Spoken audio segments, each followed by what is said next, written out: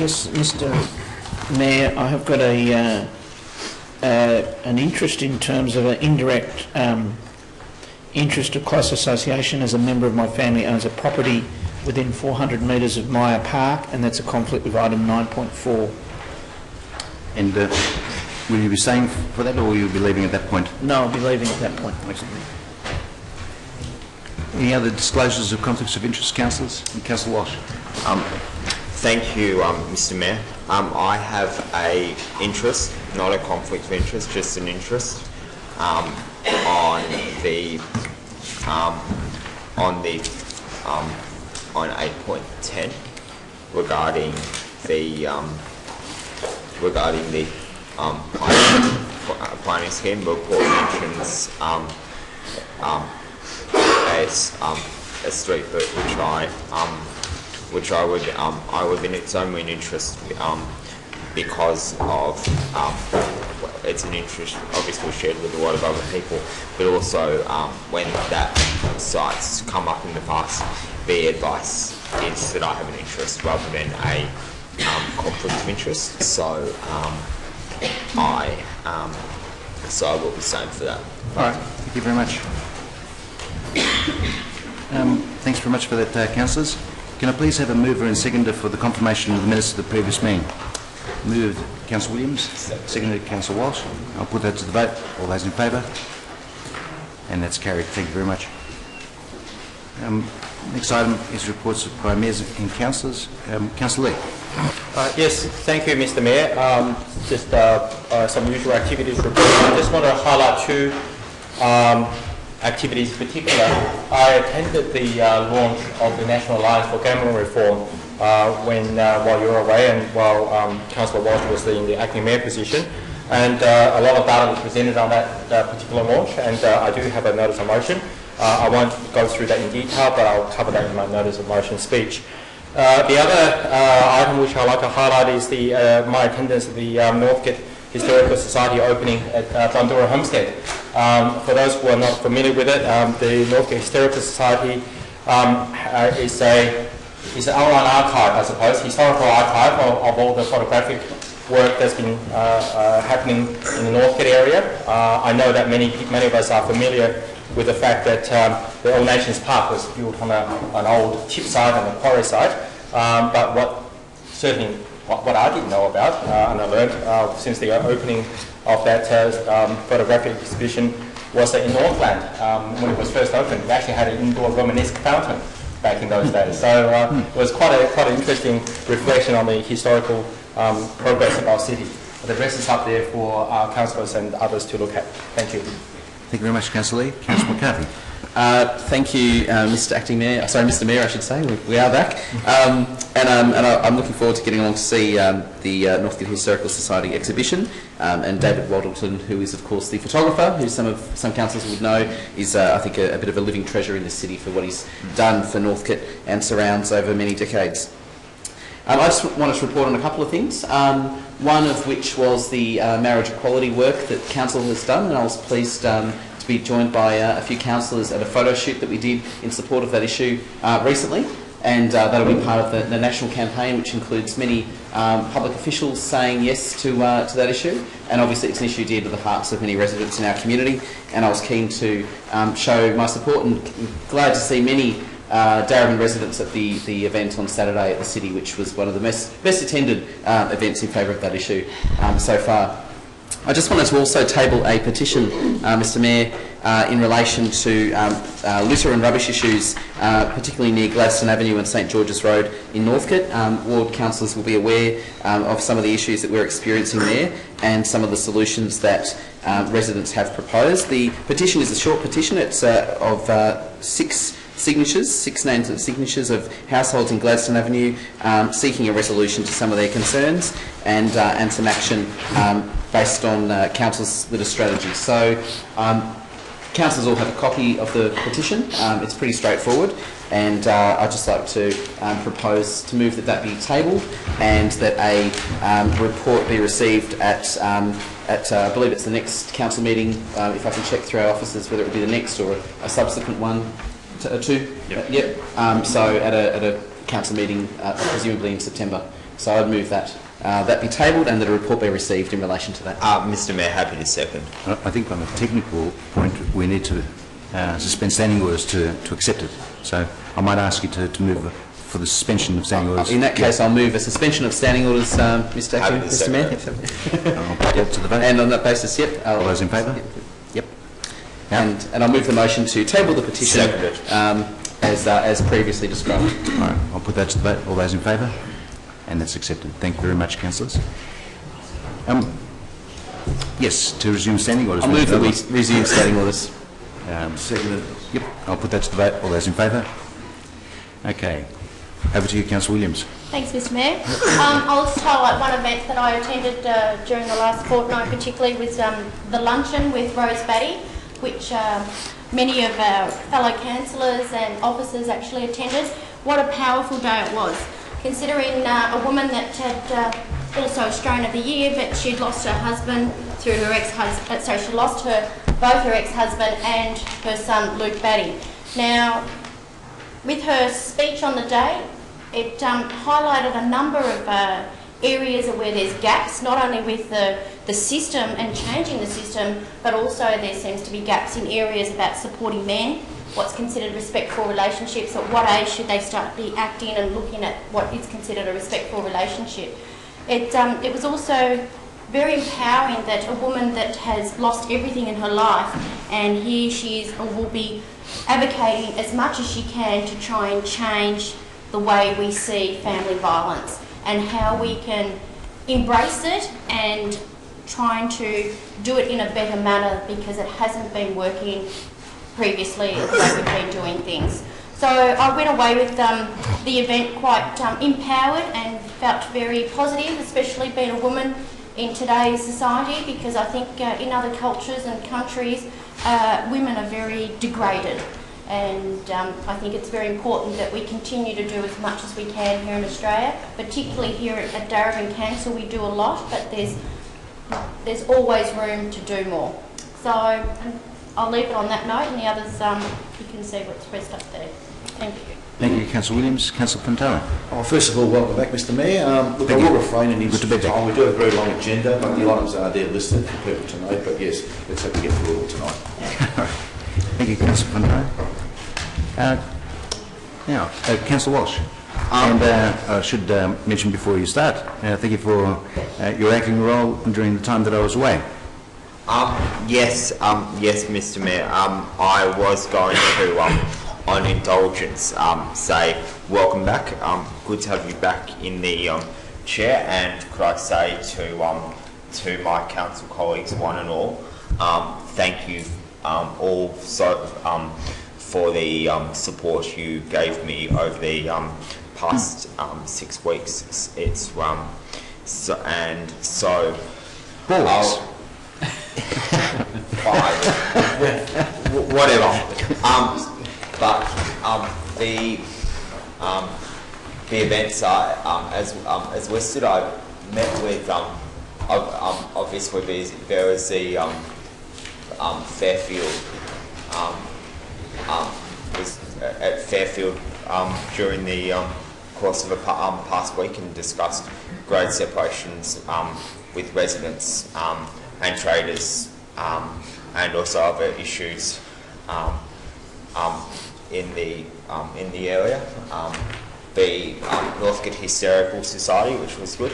Also attended the Welcome to Thornbury events, which is a not people who may not be aware. It's a burger truck licensed park in which is going to be in High Street, and it was a good event, but most importantly, it's going to be fantastic for the area.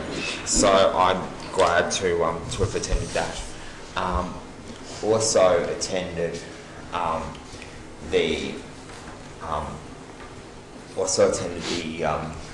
MTF, as I regularly do. But just a heads up for councillors, I'll be sending an email inviting councillors to attend the next MTF meeting, which we have decided to open up to all sitting councillors whose councils are members, because the CEO of Vic Roads is coming to speak. So yeah, I think that's probably about it. I think it's on the board, but welcome back, Mr. Mayor, and once again, thanks. Thanks very much, Councillor Walsh. Councillor Lawrence. Yes, welcome back, Mr. Mayor. I'll just go briefly through this. I haven't highlight two issues. One has already been covered quite well by Councillor Williams in relation to the luncheon with Rosie Batty, and it certainly was a very moving and engaging speech that she gave, and quite incredible given her circumstances and her positive outlook towards changing attitudes around domestic violence. So I think she mentioned as Australian of the Year she's attended over 110 functions and spoken directly to 41,000 people on this issue. But it's it's a real pity actually more people can't hear her speak, and just to sort of suspend your own problems and issues and listen to someone who can really give clarity on domestic violence. I'd also mention, the only other thing I'd mention is that we did have a meeting with the member for Preston and a photograph opportunity with the head of the state government level crossing authority, and so that was certainly good to have the council and the state member showing firsthand the person who has the charge, is in charge of conducting the plan of how the state government is going to tackle the removal of 50 level crossings across Melbourne. So we hope that that's the first in many meetings that the council and the state representatives and council representatives have with them as they consider that matter. I just realised I made a mistake, Mr. Mayor. I thought I'd sent it through, but just a bit of an error. I also attended the Rosie Batty one, which was fantastic. All right. Thank you very much to you and Councillor Lawrence. Next, Councillor Villa. Thank you, Mr. Mayor, and welcome back. Looking very tanned. We'll probably go very quickly because of the cold here. By the end of the night it will disappear. Yeah, and the degree will depend on what time we finish up. I'm in your hands, of course, as always.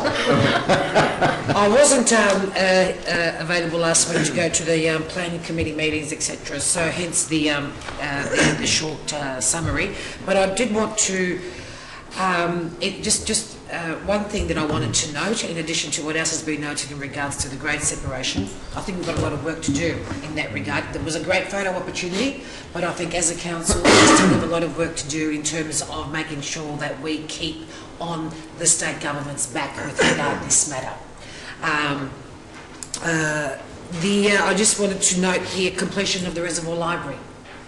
I paid a quick visit because I was unable to attend the opening, because when was the opening? It was during the day, wasn't it? Yes, it was during the day.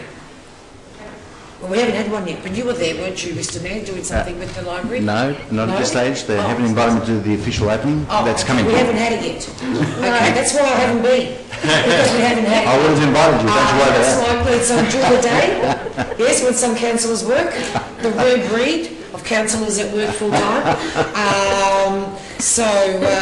Yes, I just wanted to say though that this is it's just a wonderful building, and it looks like something that may have been designed and implemented by celebrity architects.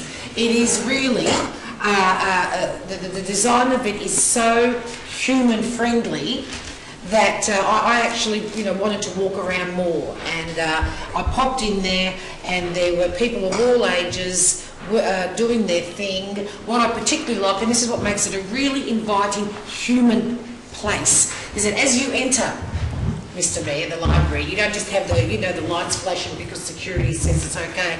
You're greeted by hot water, tea bags, coffee cups, and so you can make yourself a cup of coffee or a cup of tea. And it's like, you know, welcome home, come in, make yourself at home. This is your space. It really is a credit to the officers. Also, you know, the council laws that preceded my term that supported this initiative. State government obviously, you know, kicked in some money, but it really is a great place and a marked improvement on the previous library. But also the feedback, more importantly, the feedback from the community has been really positive. And I've got some friends who are library junkies and really, you know their libraries and have given it, 10 out of 10 because they feel that it makes them feel part of the community when they're there, the main street. So I just wanted to acknowledge that it really is fabulous. And if you can't make the opening, like I won't be there because I work, I'm sure everyone will get a chance to appreciate it. Thank you, Mr. Mayor. Thank you very much, Councillor Biller. With myself, having been back just recently, obviously there aren't major issues there for me to highlight. I suppose over time that workload will increase, but I can assure you one thing, how quickly one forgets that one was overseas. I mean, there's been so many things going on inside council and outside that I haven't had time to grieve, which is probably the best part of it. You just get on with it. However, I do have one outstanding item of business that I need to attend to, and matters arising from the councillor conduct panel outcomes which took place whilst I was away, or just prior to, at any rate. I had to execute one particular directive there from the CCP in relation to issuing an apology to Councillor Greco, and I do so table formally in writing with regards to any inadvertence on my part in transgressing some of the process issues in advancing the matter that came before a special council meeting. I mean, there was no intent on my part, but as far as that is concerned, I just wanted to place on the record, as far as the directive was, that the earliest opportunity at the first meeting that I had, that I would do so. Of course, being overseas, I only had the opportunity of doing so tonight. So that'll be wonderful for governance. Thank you very much, Ms Stevens. So that hopefully concludes that item, and obviously when Councillor Greco comes back, I'll be able to convey that on a more personal level. So, ladies and gentlemen, at this point in time, that concludes reports by Mayor and Councillors. So we're open to question time. We have half an hour afforded to question time, and of course, just in the nature of, just if I can just sort of put a preliminary at this point, if, say, the questions are of a technical nature, certainly do take the opportunity with the yellow forms that are provided before you, and we'll endeavour to try and get those responses out in writing in terms of dealing with some of the substantive issues that are raised. And the other thing that I should mention, and I'll make this a bit of a common practice if I can, because I did receive an email today which I just put to the person concerned, that whilst I appreciated them flagging their intent on asking a question this evening, anything that relates directly to the items on our agenda, I simply cannot answer. The reason being is, of course, that there are two particular considerations. One in terms of possibly being exposed to betraying a closed mind, but more importantly in terms of prejudicing the debate that might come.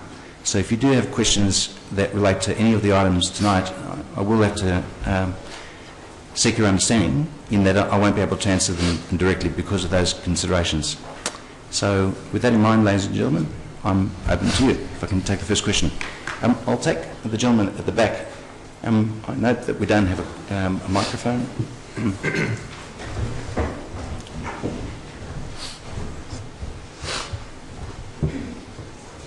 If you can state your name and where you're from, but not the specific address, and then ask your question, please. Thank you, Mr Mayor. Dejara Golding from Thornbury. How can residents of Darebin be assured of the transparency and probity of the site selection process for the proposed multi-sport stadium, considering that Mantrek Architecture were commissioned to provide quantity surveying, massing documents and construction renders for Mayor Park and McDonald Reserve well before the community consultation period even began? Again, thank you for your question, but it does relate in part to an item that's coming up before us. But let me just, if I can, just give a general sort of answer in terms of the processes that we've had here in the past.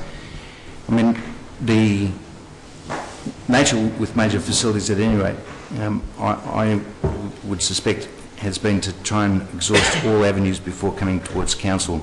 If, for instance, there have been apprehensions that a particular direction has been had which has a predetermined destination in mind, then obviously it will rest with the council in terms of determining the course of action going forward. I don't think that gives some insight in terms of where I stand on these issues, and as you can appreciate, being away, I haven't been abreast of all the competing concerns going backwards and forwards. So I think councillors rightly will avail themselves of all reports in order to be assured of two particular considerations. The one relates to the process considerations going forward, and then determining what may or may not be an appropriate site that's been identified.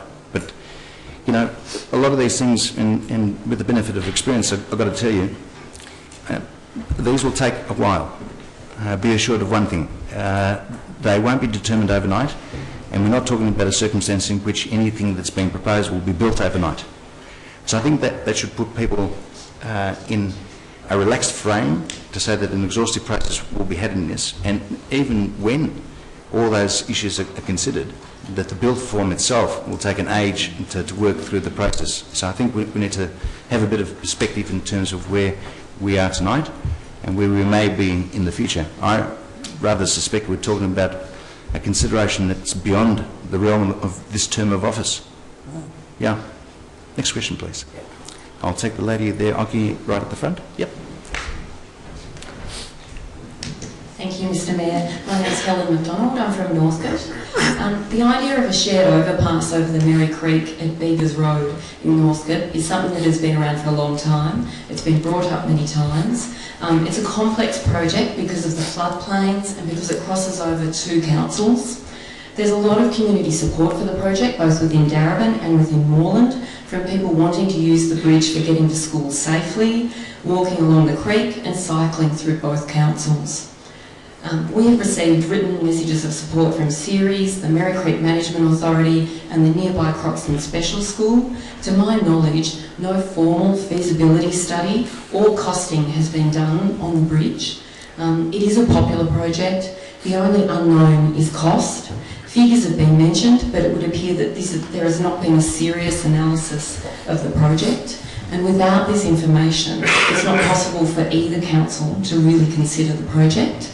My question is, will the council commit to conducting a feasibility study for a bridge at the end of Beavers Road, Northcote? Thanks for your question, Helen. I have foreshadowed before me a motion on this particular issue for general business by Councillor Walsh. So I'm assuming aspects of what you've mentioned before will be taken up in that general business item. But obviously, one of the things that I can say is that this issue was actually raised in the transport forums.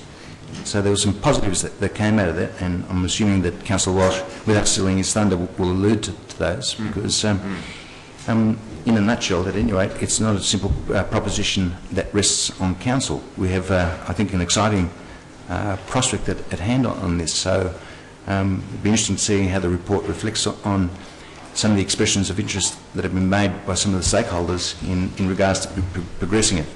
Yeah. Next question. Just here. Yep. Thanks, Oki. Thank you, Mr Mayor. My name is Juliette Hall. I'm from Northcote as well. As you pointed out, based on the CEO's comments at the Transport Forum, it would appear that there is strong community support for a bridge over the Merry Creek near Beavers Road. Mr Dev said that he could see online that the community wants a bridge over Merry Creek, and he mentioned also that the owner of a nearby development has already offered a development contribution towards the bridge. At the Transport Forum, we were told that the results of the survey would be available in August, It's now August. I would like to know, is there a plan to release the results of the traffic survey and when? And also, would the council consider putting the development contribution from the Beavers Road development towards plans for a new shared overpass over the Mary Creek?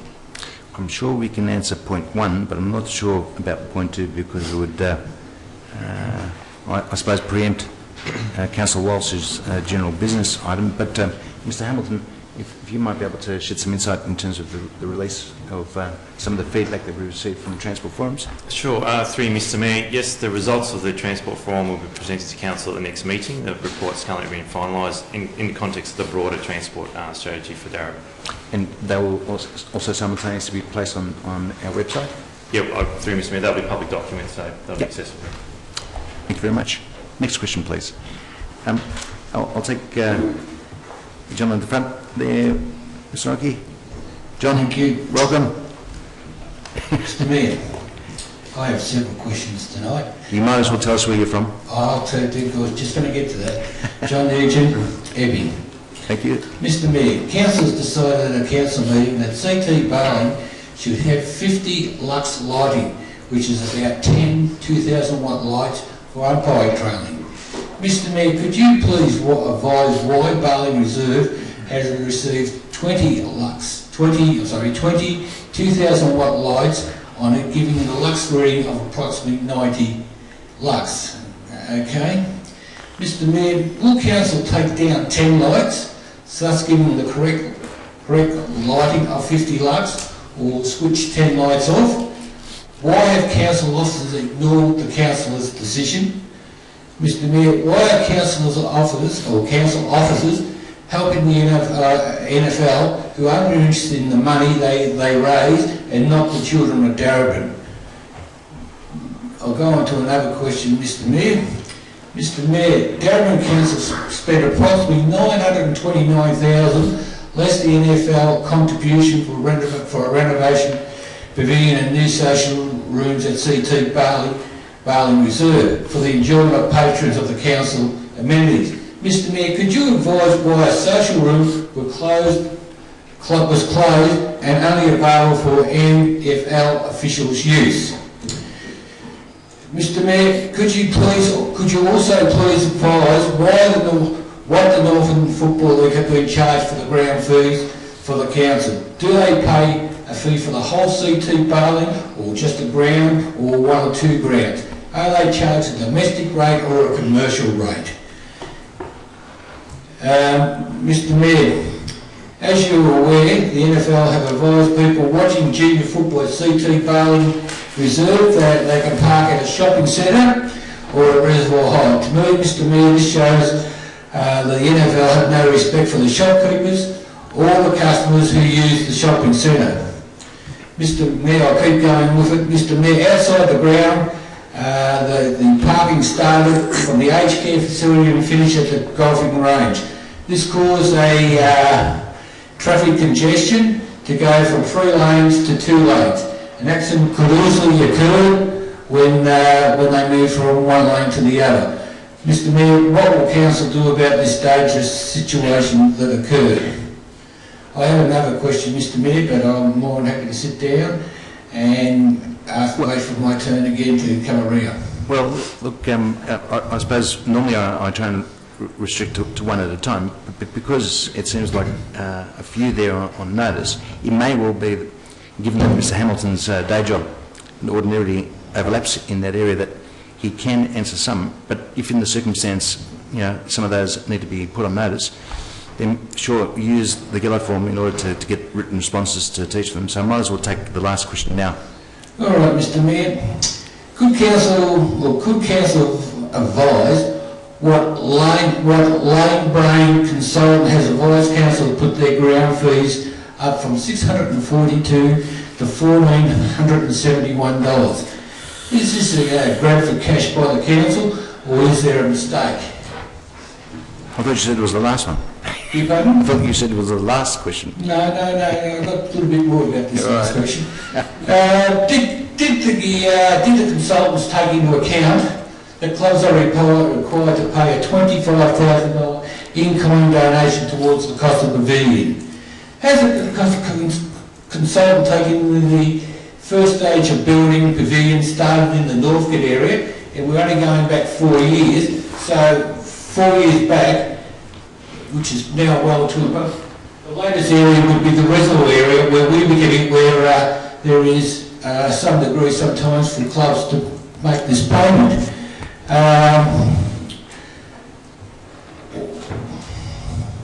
So what I'm saying is the reservoir area has been basically taken for schools. Mr Mayor, I wish you to know that schools are charged money to use the grounds and pavilions when available. Mainly normally a lot of kids, the kids from these schools use it, but the clubs have to pay money at $1,400. This is a 130% increase, and if there was not a maximum of 50% rebate or discount, our club would be paying $2,940 because we just have recently had a renovation. This is not right. I appreciate that, Mr Nugent, but you may want to give Ms Hamilton an opportunity to respond. If not, then certainly to signal that he will be able to get written responses to you. Ms Hamilton. Yeah, through you, Mr Mayor. There's a lot of information to answer with Mr Nugent, so I will take those questions on notice and we'll endeavour to report back in writing within next week. All right. Thank you very much to both of you. Ms Rocky, if I can take the gentleman at the back there. Thank you, Mr Mayor. My name is Christopher Jennings from Thornbury. Welcome. My question is probably one about procedure and may have to be answered by a council officer. Can a councillor who has previously abstained from voting on a motion because of a declared conflict of interest put forward a motion or vote to revoke that same motion? Ms Hamilton. I'll have to just defer to Ms Stevens on that one. Through Ms Mayor. Through you, Mr Mayor. I'm not sure which one you're particularly referring to. However, if it's in relation to something on the agenda tonight, the councillor has declared a conflict of interest. It will be up to another councillor to move the motion that's been submitted by the councillor. So yes, they can put it in. But like I say, it will be up to another council to move the motion. If they don't have a mover, then the motion will lapse. All right, thank you very much. Next question, please. All right, ladies and gentlemen, if there aren't any further questions, thank you very much. We'll now turn to the agenda items before us, councillors. And the next item is number 7, request of assemblies of councillors. If I can please have a mover. I move that. And Councillor Williams seconds. I'll put that to the vote. All those in favour? And that's carried. Thank you very much. Item 8, councillors, we have 8.1. I'll move that, Mr Mayor. Councillor Lawrence moves and Councillor Villa. Is this 8.1? Yes. I'm happy to second it, Mr Mayor, even though it was my GB item, but anyway. And I thought I got up first. Sorry, I had my head down. That's okay. But, all right, so Councillor Lawrence. Yes, Mr Mayor, this item deals with an issue that's been a concern for a long time in regards to the state that's presented of the city along High Street and also on the other side in terms of Johnston Street and other areas in Reservoir in terms of the Vic Track land and also adjoining land, some of which is owned by different public bodies. It has been unsightly. People will be, who come up and down High Street will be familiar with the kind of thick kikuyu grass and all the rest of it that gets out of hand. And there is an opportunity with proper cooperation with state authorities and the council and the community to actually beautify these areas to a much better degree. And in fact, there has been even proposals coming directly from the community to take site-specific action to create a more engaging environment.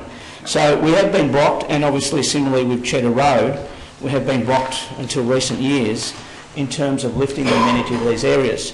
Now, Vic Track, the recent government has taken some action and other landholders to actually develop around Johnston Street and the council's also installed street trees and actually finally got to doing some beautification around that area too.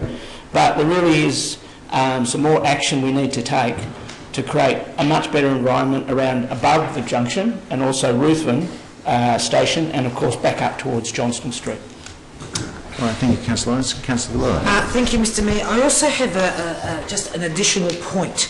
A point 4, pretty straightforward. I've given it to the officers, and if it's okay with the mover, that the council be provided with an update regarding point 2 and 3 above by the end of November 2015.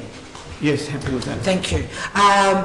Thank you, Councillor Lawrence. I put forward this GBI to Mr Mayor in February of this year, and sometimes I wonder to myself why it's actually taken us so long to state the bleeding obvious that area along High Street, the railway corridor, which has been an eyesore since I grew up in the area, so you know we're talking a long time. Why it hasn't been beautified before this proposal came forward. And I was also inspired by a lot of work has been done. You cross Marnie's Road and you enter Thomastown, which is the city of Whittlesea, and a lot of work has been done along the railway corridor there in Thomastown. It looks fantastic. So there is a significant decline in aesthetics the moment you come from the further north, cross Marnie's and you enter Reservoir, and that is a gateway to our city, Mr Mayor, and it is an embarrassment. So I'm glad that we have this report here that, and we're talking about trees, Mr Mayor, we're not talking about skyscrapers. We're talking about trees that we need to plant, which shouldn't be that difficult. But what is interesting here is that, again, it is like the Cheddar Road. I remember when I put forward the motion to beautify the median strip in Cheddar Road, another obvious thing to do. What's taken so long, and one of the obstacles is because the actual land is owned and controlled by Melbourne Water. We've got the pipes there. So the council officers were fantastic in building a relationship with Council Water, and now we've got some work being done on that area, and it's been beautified. So that's a huge improvement. And now we've got another task where I think the same thing has to happen, and this time with VicTrack, and so it's really about building a relationship, getting their trust, seeing what we can do. And I also need to note, Mr Mayor, that there is area along High Street that is the footpath, which is council land. So we need to work together, and hopefully that is taken on board. So it's not just all VicTrack that we're talking about. Most of it is, but also there is some scope there for council to do something, and then also it's just so unsightly. It's inconsistent. We've got trees that are old and young. I mean, it's just ghastly. Anyway, I welcome this. It's going to take a while. But hopefully we'll do it properly. We'll get VicTrack on board, and I look forward to an update regarding how far we've gone with the MOU. I think by the end of November, which should be a reasonable time. It's about 3 or so months away. Thank you, Mr Mayor. Thank you, Councillor Lillard. I propose to put that to the vote. All those in favour? And that's carried unanimously. Thank you very much. 8.2. Councillor McCarthy. I'll move that with a slight amendment to the substantive motion, which the officers should have available. It was circulated to councillors earlier today. It's on screen. Okay. Councillors might take an opportunity to just read that. I'm happy to second it. All right. So it's second to Councillor Walsh. Okay. So, Councillor McCarthy. Thank you, Mr Mayor, and thank you, Councillor Walsh. So the report itself refers to the proposed expenditure of the $2 million that Council included in its capital works budget for the next 12 months. This is the allocation of that $2 million, so the specific projects which are listed on pages 14 and 15. And as councillors would see, the proposed expenditure is spread reasonably evenly across the city, with a big focus, of course, on Jump, being the Junction Urban Master Plan, and I'm sure ward councillors might have something to say about that, and that's a terrific project. But of course there's a range of other projects which are far more local in nature which have been included here. I would actually pay tribute to Councillor Villela, who actually made the point earlier this year, and I think last year as well, about the emphasis on including in the budget funding for beautification, and we've just seen that with the previous item. The issue here is when we talk about beautification, what are we actually talking about? And we have some of those examples here included in the table on pages 14 and 15. So some of the projects that we're talking about in terms of beautification are looking at proactively combating and tackling tagging that's occurring by actually putting in public art and murals in those places which are obviously major targets. Of course, also using approaches like green walls, which is another way of actually minimising the impact of tagging, but also looking at where are opportunities to actually beautify streetscapes, parks, our urban centres, our shopping strips, so on and so forth. So, as I said, there's a range of projects included in there. I just want to speak to the point 2, which councillors will be aware was an issue that I raised at the councillor briefing last week. And for members in the gallery who can't read it, really what it's picking up on is that we have a section of the City of Darebin, and I've identified it as the area from Arthurton Road up to Bell Street, which sits between the South Morang train line and the High Street corridor, which is an area that faces a huge amount of development happening on its edge. In particular from both private development but also activity that's happening along the South Morang train line there as well. And it's also an area that's been a target for both dumping of hard rubbish, tagging, and of course with a high rental population, lots of things being left out in front of people's homes. And what we see in that area is a real need from council and from other authorities to invest in the beautification along that corridor to actually help improve that sense of place. That sense of pride, but also make it more livable for residents that live in that corridor. And they do face the added pressures of both traffic and development, both on their doorstep. And of course they are the immediate people that deal with the fact that vehicles getting off High Street, which is a 40k zone for most of the day, swerve and do rat runs down their streets, which are of course 50k zones. So looking in tandem with our transport strategy, looking at which of the allocations we've got here where we can make some contribution to that corridor, and of course there might be other corridors as well in the city that we want to look at. The key point here, Mr Mayor, is that we can't do everything all at once, so we need to pick some areas that really need attention, that are needing some beautification, but critically as well, where there's opportunities to get funding from other bodies. And in that case, as I pointed out in point 2, there is a huge role for the state government to contribute in this, given that they own the VicTrack land and have a role with Vic Roads, and of course Metro as well. And I take the point that at the last council meeting we heard about a facility that was installed in Stott Street with very little consultation or engagement from the local community or council. It is an eyesore, this installation. It's opposite, just next to Croxton Station, and residents have already said, well, it's here. We're a bit concerned about the facility that's been installed there, but can we get it beautified? Can we have something which makes it more pleasant to look at, where once there was parkland and trees, now there is a great giant ugly metal box, and it has actually changed the streetscape quite significantly and taken it from being a very pleasant vista to quite an industrial feel. So it's those sorts of projects which council can lead on, but which we can leverage funds from other bodies. We can't do all this on our own, so it's critical that we use the advocacy that we've contributed money towards in here to actually get that investment from other bodies as well. And of course, a key thing here as well with our new developers contribution plan is to see how we target beautification works through some of that funding. If people are going to build medium and large buildings in our corridors, then we need to see investment in those corridors and in the surrounding streets where that development pressure is being felt. All right, thank you, Councillor McCarthy. If I can go to the seconder first, and then of course yourself, Councillor Villela. Councillor Walsh. Thank you very much. I'm pleased to rise to second this report. I think this is a fantastic result for the community, and it is a big win for the community with the beautifications which is going to be done right across Darebin. Councillor McCarthy's and I'm sure ward councillors will talk about the junction plan. So I don't want to steal their thunder. But so I'm going to talk from a ward council perspective, and I look at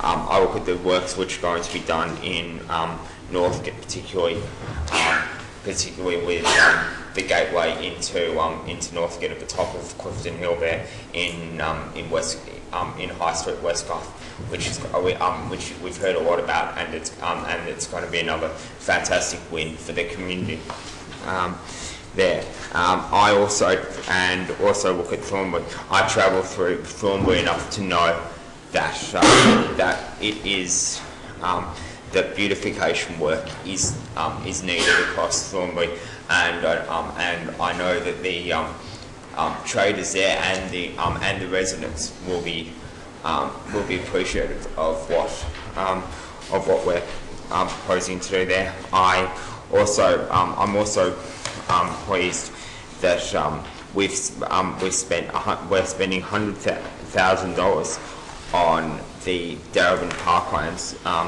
master plan, and hopefully we can to continue to beautify the Darebin Parklands in Elphington, and continuing on the legacy of previous Darebin councils, and its previous incarnation of Northcote Council, and state governments, particularly the former Hamer government, in this regard. So I'll leave it there, Mr. Mayor. Thank you very much, Councillor Walsh. Councillor Valero. Mr. Mayor, I have a slight amendment. I think I sent it in today. Yeah, I did, didn't I? I didn't get it. Yeah, did I? I did send it. I didn't get it. Yeah, that's going to come through. Okay. That's not it. Are you sure? It was sent through at 2:53. Yes.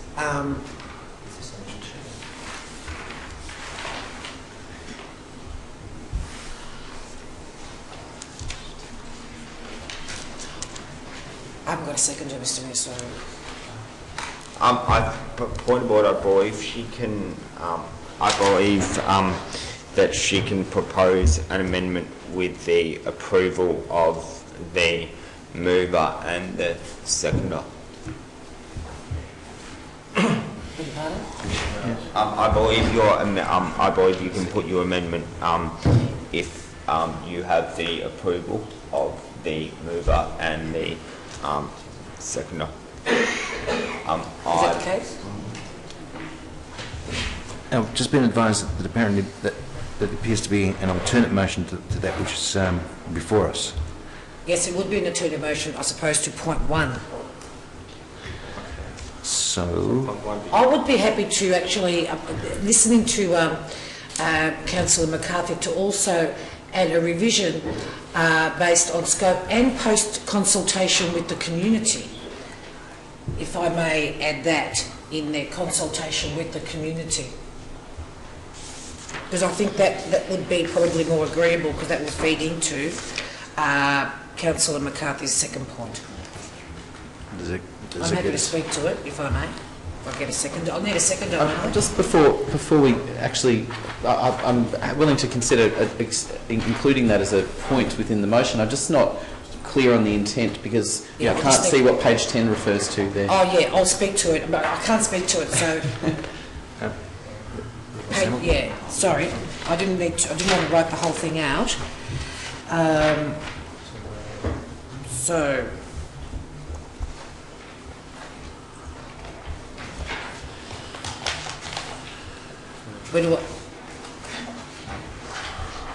Well, I think you were seeking to clarify what, I mean, because the advice that I've received is that as proposed, or the way it's drafted, stands in opposition, or stands as an alternative to it. So I suppose that the question that I'm seeking resolved in my mind is, how do we harmonise it? Yeah, so I'm happy to...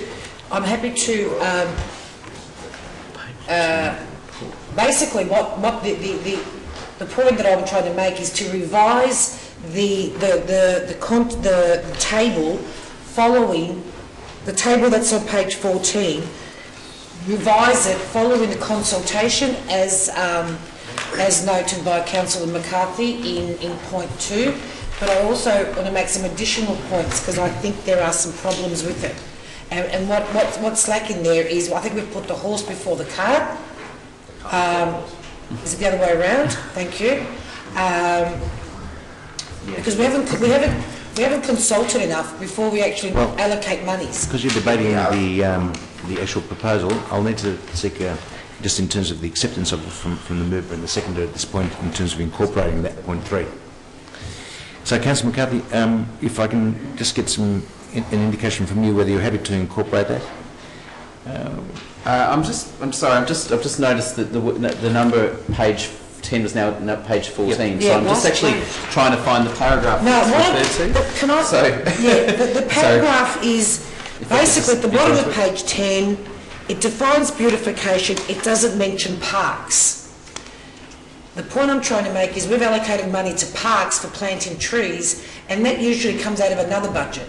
I'm not saying that I don't think as a council we've actually had a discussion about what we mean by beautification.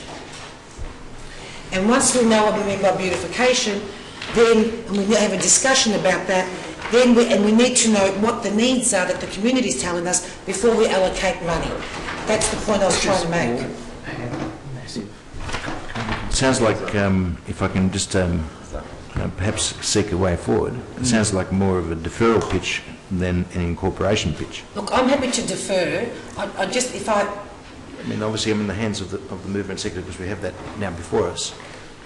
I mean, if the nature of what's being proposed, as you say, Councillor Villela, I suppose is to look at the broader scope of issues concerning beautification, maybe I'm in the councillor's hands in that respect in terms of saying, well, do we actually seek a review of that in that context? Councillor Lee? Just perhaps as a way of moving forward, since we are receiving a further report anyway, perhaps with agreement of Councillor Villela to have that incorporated as part of the report to see what the inclusion of parks in consultation with the community or words to that effect. I'm happy to work on something like that, Mr. Mayor. I suppose. Yeah, I'm happy to work with that. I just think that there's a lot of money here spent on fixing up parks. My idea of beautification was roundabouts where everything's broken, and $2 million is not that much really. We need to be very clear on what we mean by beautification. Well, just on page 11, it's been drawn to my attention by Mr. Hamilton that the top of the page there doesn't, in fact, lend itself to the kind of physical improvements that you're talking about. And certainly, just under the heading issues and discussion, the nominated sort of targets in that respect in terms of focusing on retail precincts and the like. Yeah, retail precincts, public art and greenery to the municipality. But the point I'm trying to make is, Mr. Mayor, is that we're spending, or the table has allocated $210, for example, we trees in Bandura Park. That to me is not beautification of stuff that's been run down. Let's revitalise the city. We have to be very careful because otherwise we're going to spread ourselves so thinly that you won't even notice any difference. Yes. I don't think we know. We haven't asked the community where to spend the money. What is the most important stuff that needs to be done? So it's an alternative. I mean, so I don't think it sits in there. Now I understand the thrust of what your position is.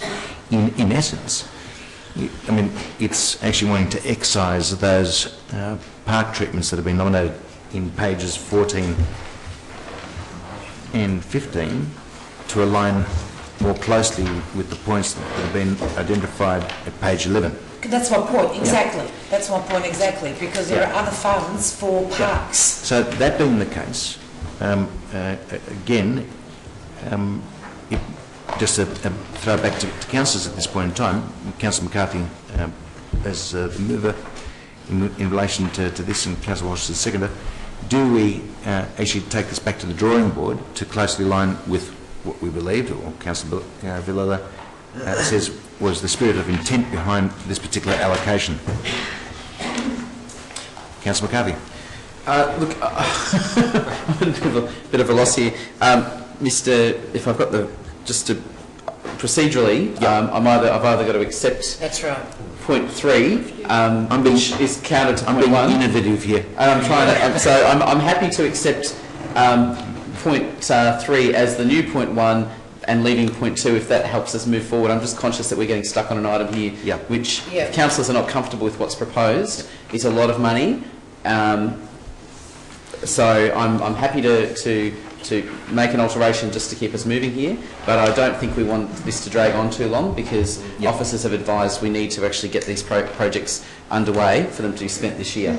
So I would suggest, if I may, some rewords such as that council receive a revised table nominating projects, programs based on scope as outlined.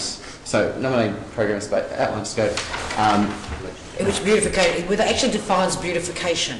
Yeah, I think that's covered in the report. I think if the issue is about the projects, Mr. Mayor, I apologise again. Then that's a question for councillors to actually be pulling things out and putting things in. We can't do that right now. No. So I'm happy for the report to come back to us, but I do want to get point 2 rolling, if I may. And probably to identify pages 10 and 11 of that report. That's right. I'm sorry to put a spanner in. Mr. Mayor and Councillor Boella, I'm sorry to put a spanner in the works, but I'm not going to accept the amendment. Where is it? Oh well. Yeah. So are you withdrawing as a seconder? Because that I've been advised is a process for us to move forward. If in the circumstance we get an alternative seconder, is that the way forward? I'm happy to second just move forward. All right. So if we'll proceed on that basis, Councillor Lee as a seconder? Yes. I think he has. He's a little bit confused, but Councillor Walsh, it's not a question of saying I won't accept. There needs to be a circuit breaker. So we'll take your opposition as withdrawing your seconding of this alternate tweak, and then therefore allowing Councillor Lee to step in as the alternate seconder in regards to the modification that's occurred. Yep. All right. I think, just for the sake of time, I think we're pretty much abreast of the concerns. I think just as the mover, before we move on, if we can just get the words clearer, if I may, for point 1, which would be that council receive a report at its next meeting, if I can. Yep. With a revised table nominating programs. I think, does that sentence make enough sense for officers to be able to put that into action? Through you? I make sense of it. I mean, but as I say, pages 10 and 11, you could frame closely aligned to, but I think we get the gist of what we're talking about there in point 1, or the new point 1. Yeah. Happy to accept that. As long as Mr. Hamilton is comfortable with the words. Yes. Yeah, through Mr. Mayor, it'd probably be prudent to provide at the next briefing a revised table for the discussion. Yes, that'd be great. So, next briefing meeting, if we can insert the briefing, all right, good. So, if I can just ask councillors for the sake of time, I think we're across it. Can I just I'll ask for your 30 seconds for a speaking spot for my seconder, please? Yes. Look, I won't spend too much time. I think the debate has been had, but I am particularly proud of the $2 million signature project in our budget. What is important is to highlight that the $750,000 dedicated to the Junction Urban Master Plan. I've got a notice of motion. I won't speak to it too much longer. I'm very excited about that project, and I hope that will continue this year. Thank you very much. I propose to add to the vote. All those in favour? Against? Councillor Watt and Councillor. Thank you very much. Now, the next item is 8.3. Councillor Villa to... Happy to move it, Mr. Mayor. Happy to second it. Councillor Williams seconds. Councillor Villa. Thank you, Mr. Mayor. Very quickly, look, this came as a response to a number of residents highlighting the increased prevalence of tagging more than graffiti, I think, along the Plenty Road tram corridor, and how can we, and what's council doing about it? You get that? What's council doing about it? So I asked for a report and this is it. There was some consultation. Look, the report's very thorough, and the council does have a graffiti prevention management strategy 2014-2018, and I suppose what the report does is kind of position the Bundoora corridor within the framework of the graffiti management strategy.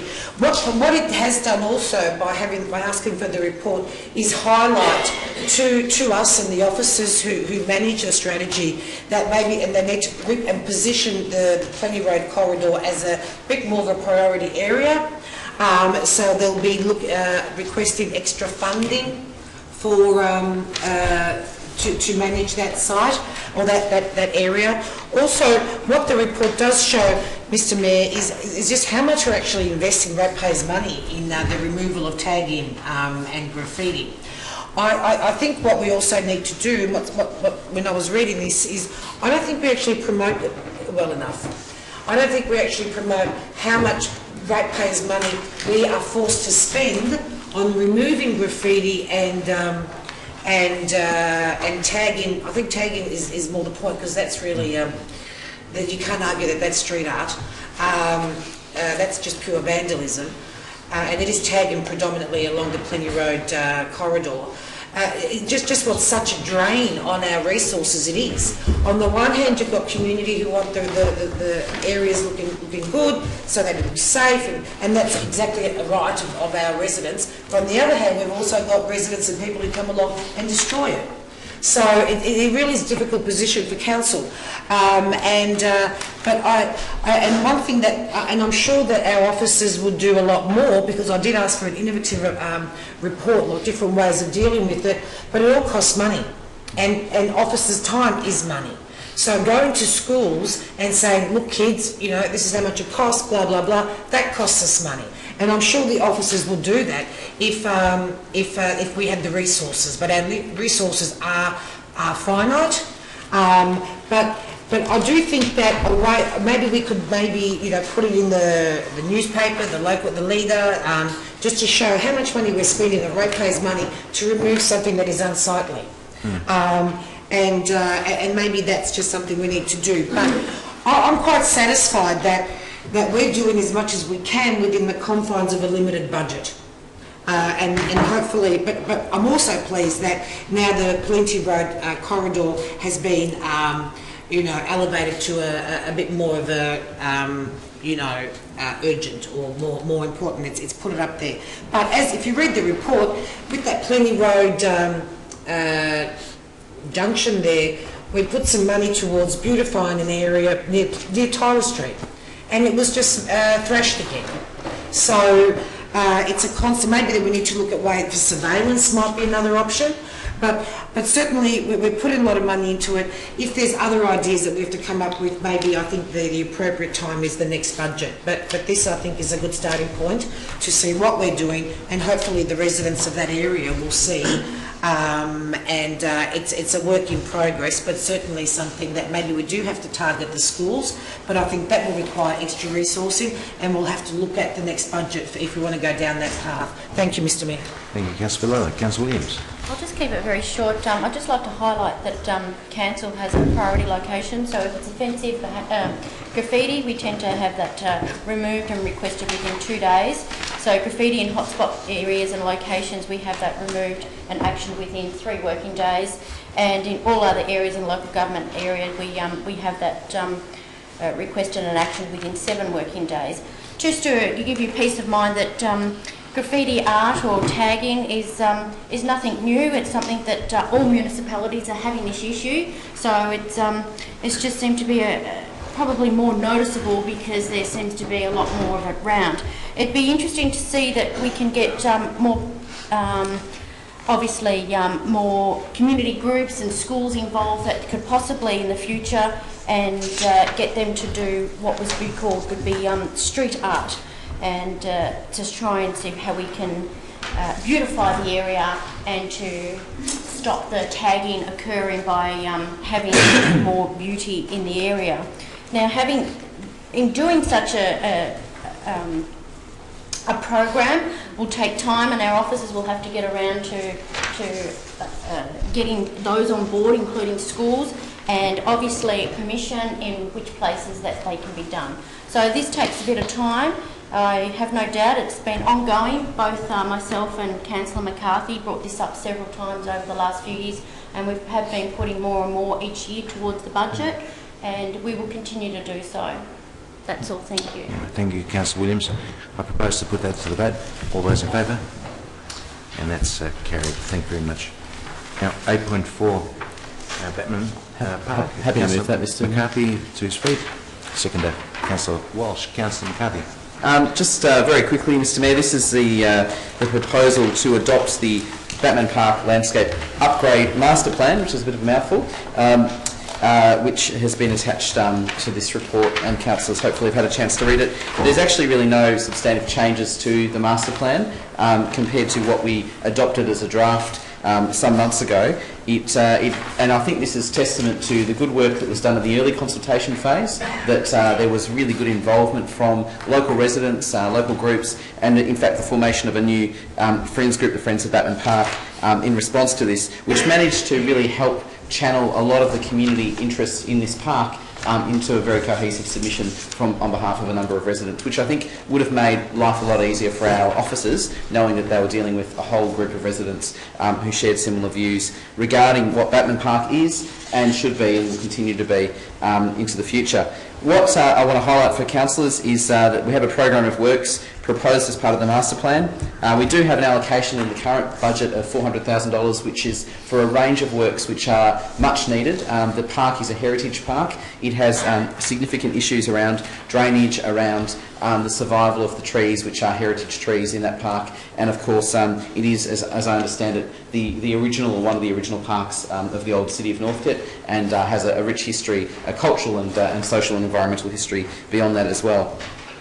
So a lot of the work that we're doing here is actually about not putting new things in there, but rather protecting what we have and putting in place the necessary works, most of which won't actually in fact be seen, because they are the things in the garden beds that ensure that we have proper mulching, proper water to the trees, and really making sure that that park functions in both a heat island situation, which we currently find ourselves in with very hot summers, and of course a potential drought in the future as well. And Batman Park survived through the good work of this council in the past in spending money at the right times to actually provide that support at that key periods during the last drought, and we are expecting another drought in years to come. So it's important that we get this right now. I would just point out for councillors that one of the good things about Batman Park is that it has a terrific play space which is well loved by the community, and there's been a very strong message from the community. They do not want to see widespread change to the park. They do want it to be retained. There are some small proposals included in this landscape plan, which includes an upgraded barbecue facility, the protection and restoration of the stone monuments which are in place, which are significant for a whole range of reasons, and of course getting the right people, the stonemasons, to do their work on that is absolutely critical, because you can't create heritage out of scratch. So that's really important. Key to this, and I think this will be a big question for the local community and for council in years to come, is what the future will be of the Pioneers Retreat building, which is constrained in some respects in terms of what it can do as a community space, and so how best to make that work for the local community and to integrate it with the park as well. And that's a question which will come back before council at some stage in the future. It's a bit hard to anticipate what that should be at the moment, and of course it has some community use as it stands as well. So look, I won't go on anymore, Mr Mayor. It is a $400,000 allocation in this year's budget. The total time frame is over the next 3 to 5 years, and critically, I think that this has had very strong endorsement from local residents, which is great, and really great interest from our officers as well, in terms of getting it right. Not overcooking it, not undercooking it, but just working out what do we need to do to protect what we have, which is a great park. All right. Thank you very much, Councillor McCarthy. Councillor Walsh. Thank you very much, Mr Mayor. And look, Councillor McCarthy has said quite a bit about the master plan. Of course, its history is largely brought out of a couple of years ago after the, for me, the bitter disappointment of losing the tornado slide, and the campaign to try to keep the tornado slide was, of course, one of my first big campaigns on this council, and it and as a result of after losing that, and Councillor McCarthy was, of course, you know, very supportive during this campaign, but we came up with the idea of to salvage something from Batman Park, developing a master plan, and firmly trying to put the master plan of Batman Park back and on the council's agenda, and so that's what we did, and this is partly the result. But there are going to be some fantastic things which, as a result of this master plan, which I'm sure will come to fruition, because it is a fantastic park and it is very important for our community. But and it is a park with a lot of potential.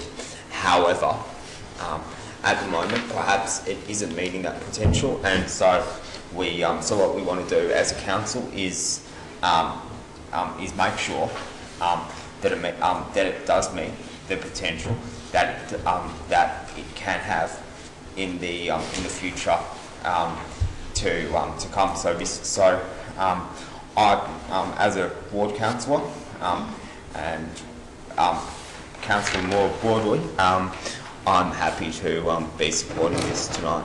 All right, thank you very much, Councillor Walsh. I propose to put that to the vote. All those in favour? And that's carried, I would note, unanimously. Next item, 8.5, Safe Pedestrian. Councillor to speak. Mr Mayor, I'd like to move an alternative motion that this matter is deferred to the next council meeting. Okay. I'm going to second that, Mr Mayor. Councillor Villela seconds. Councillor Lawrence. Before, if I can propose just a second point to that deferral, because I think there's something missing from this report, if it's possible. Yeah. If I can just propose it as a second point, that the report come back with information about the changes required to the Road Management Act and relevant regulations to enable consideration of a pedestrian crossing at this point. Happy to take that extra starting point. And I'll give the exact words. Yes, if I may. That being the case, if we can, for the benefit of the minute takers.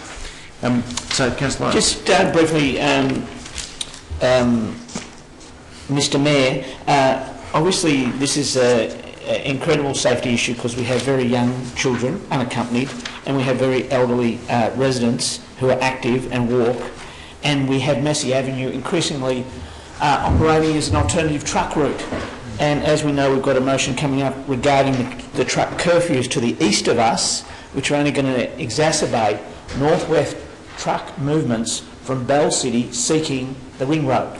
And of course Massey Avenue gives a cutway through from Bell Street, through Newlands Road to Mahoney's Road, and then it's just a quick little dog leg over Edgar's Road, they go onto the Western Ring Road. So there's been conflict here between a residential area and really what's becoming increasingly industrial truck route.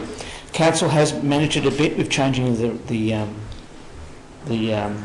speed limit, but there is an issue here that's been raised by residents.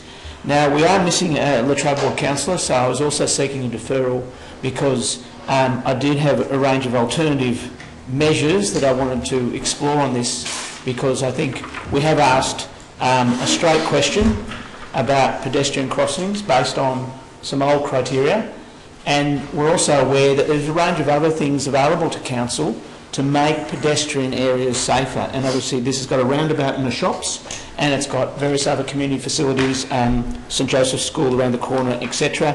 And it's also the link to the Glasgow, link to the path down to Edwards Park Lake. So I welcome Councillor McCarthy's addition to this, but I'm really seeking this to come back when we've got all ward councillors and we can explore the report fully. All right, thank you, Councillor Lawrence. Councillor Valera? Yes, I mean, I reiterate, I support what Councillor Lawrence has said. I actually live not far from here, and there is a school crossing. I actually think a more dangerous crossing is not Glasgow Avenue, but Broadhurst Avenue. And it would be interesting to see, because there's just no opportunity to cross without going around the metal, whatever they're called, that on the side of on each corner, because there's a roundabout there. So there's safety barriers through the truck. Yeah, there's safety barriers for vehicles, but which makes it really difficult to cross the road in a timely fashion. And a lot of people use that route because it leads to a walk path along the Darebin Creek area. That's actually, there's more traffic, pedestrian traffic on that side than on the Glasgow Avenue. So and there is a school crossing there that is there's a school crossing person there. So that is taken care of during school hours. I would be interested to see right along Massey Avenue. There are some critical pedestrian safety issues. This is just one. But it may not be the worst. So, and I'm coming from someone who lives in that area and walks around a bit in that area. But anyway, I support what, and maybe the subsequent report, once we get information, the information related to Councillor McCarthy's, maybe we can extend that to other areas, but one step at a time. Thank you, Mr. Mayor. Thank you, Councillor Valera. Mr. Mayor, if I can just speak in favour of it, and just to the additional point, and thank you to the mover and seconder for including this. I just would draw to councillors' attention that we've had similar consideration for school crossings in other locations in the city of Darebin that actually have an even higher volume of traffic, and they have failed the requirement that Vic Roads has under the Road Management Act and under the associated regulations around school crossings, which is a particular document which they look at with their ruler. And councillors may recall the argument over those was that in order to qualify to get a school crossing supported by Vic Roads and the appropriate authorities, you need 100 people crossing per hour in order to tick the box. Now, if people can't cross because it's too dangerous, then you're not going to tick that box. The alternative is to have a fatality or some serious injuries. That's a huge price to ask the community to deliver in order to actually qualify. There is an alternative, and it has been delivered in other cities, and it is quite a neat way of resolving this, which is to simply say, to have a caveat in the respective legislation to say that if a council has a walkability plan that specifies preferred pedestrian routes, even if they are not the pedestrian routes that are currently supported, if they've got a preferred pedestrian routes which are about encouraging kids to walk to school, regardless of where it is, then it should be potentially qualify for a school crossing. So it's a simple change that would be required through the assent of the Roads Minister in this regard, whose portfolio is roads and road safety, I would add. So I think if we can get some of those words, that would support some advocacy that we could make, no doubt, and would deal with the issue which both Latrobe Ward councillors have raised, which is that we know this is a problem, the community knows it's a problem, and yet the regulations and rules prevent us from taking action on it. So can we lobby for that change? It would be a simple change which would benefit not just people in Darebin, but people across the board. All right, thank you very much, Councillor McCarthy. I propose to put that to the vote. All those in favour? And I note that that's carried unanimously as well. Now, 8.6, right away. Happy to move, Mr. Mayor. Councillor Fontana moves. Seconder. Councillor Williams seconds. Councillor Fontana. Oh, just briefly, Mr. Mayor, look, this item here is simply giving public notice, which is a statutory requirement, to propose a discontinuance of the right-of-way. If people can look at Appendix A and Appendix B, Appendix A does indicate the section of right-of-way, which is your lane, and unmade lane, which has already been absorbed into people's properties over a period of time, which we're considering tonight. And Appendix B already shows on the top part of the chart there, the section which has already been discontinued. What we're actually doing tonight is actually completing the parcel for considering its discontinuance. Page 36 of the report does indicate that investigations revealed that 85% of the adjoining property owners who supported the discontinuance, and very few are opposed to it. Quite simply, it's in Council's interest to pursue these road closures in a correct and proper consolidated manner, and we've done so in relation to this matter here as well. All property owners, as mentioned, along Northern Hay Street and Southern Hay Street had access to their properties via crossovers or driveways, so the requirement to actually use this right-of-way as a point of access for their properties is no longer required nor needed, and that's been evident in the report too. So in light of considering this discontinuance, it's a statutory requirement we proceed to do this in this manner. And 2 years is an uncommon length of time to consider these items. We had an item here last week in general business where a gentleman's been waiting 20 years for closure, and you missed the item in relation to an item in Westgarth Street. So hopefully this item will be supported and approved tonight, Mr Mayor. All right, thank you very much, Councillor Fontana. Seconder, Councillor Williams. Yeah, I'm just going to be brief on this. We're just looking at, as fellow councillors already mentioned, that we're just looking at the closure of the lane, and we're just putting the publication, and it will be sent out to the Victorian Government Gazette, and then residents can take up the purchase of their property later down the track. All right, thank you very much. Councillor Lee. Yes, thank you, Mr Mayor. I do have a couple of questions, if I may, through you to our officers. The first question is, looking under page 36 and 37, it appears this process started back in February 2012, and we're now in August 2015. There seems to be a fairly long pregnant pause on this. So can I just get an indication of what took so long? I suppose is question number one. And therefore, will we be, given that the process started back in February 2012, I would assume we'll be operating the old policy, or would we be, no, because the new old policy has been discontinued with the introduction of new policy, that will be operating a new policy. So I just want to get some clarification on that. Mr Hamilton. Through Mr Mayor, yes, any matters which were, as resolved by Council, which were commenced under the old policy at that time will remain under that old policy.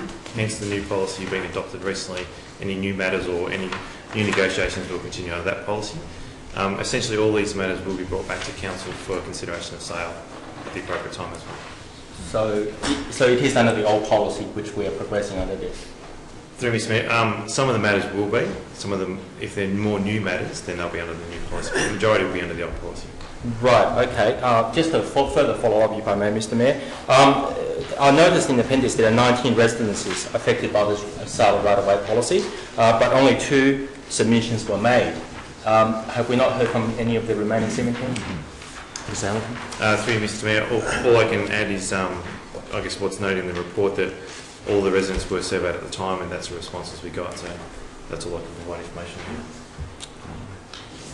here.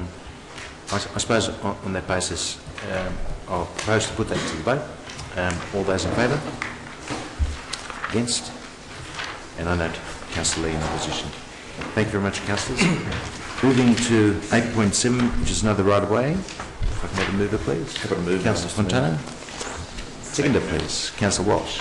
Seconds. Councillor Fontana. Yes, Mr Mayor. A little different to the previous one. However, this item here is actually requesting the commencement of the statutory procedure to actually close the right-of-way.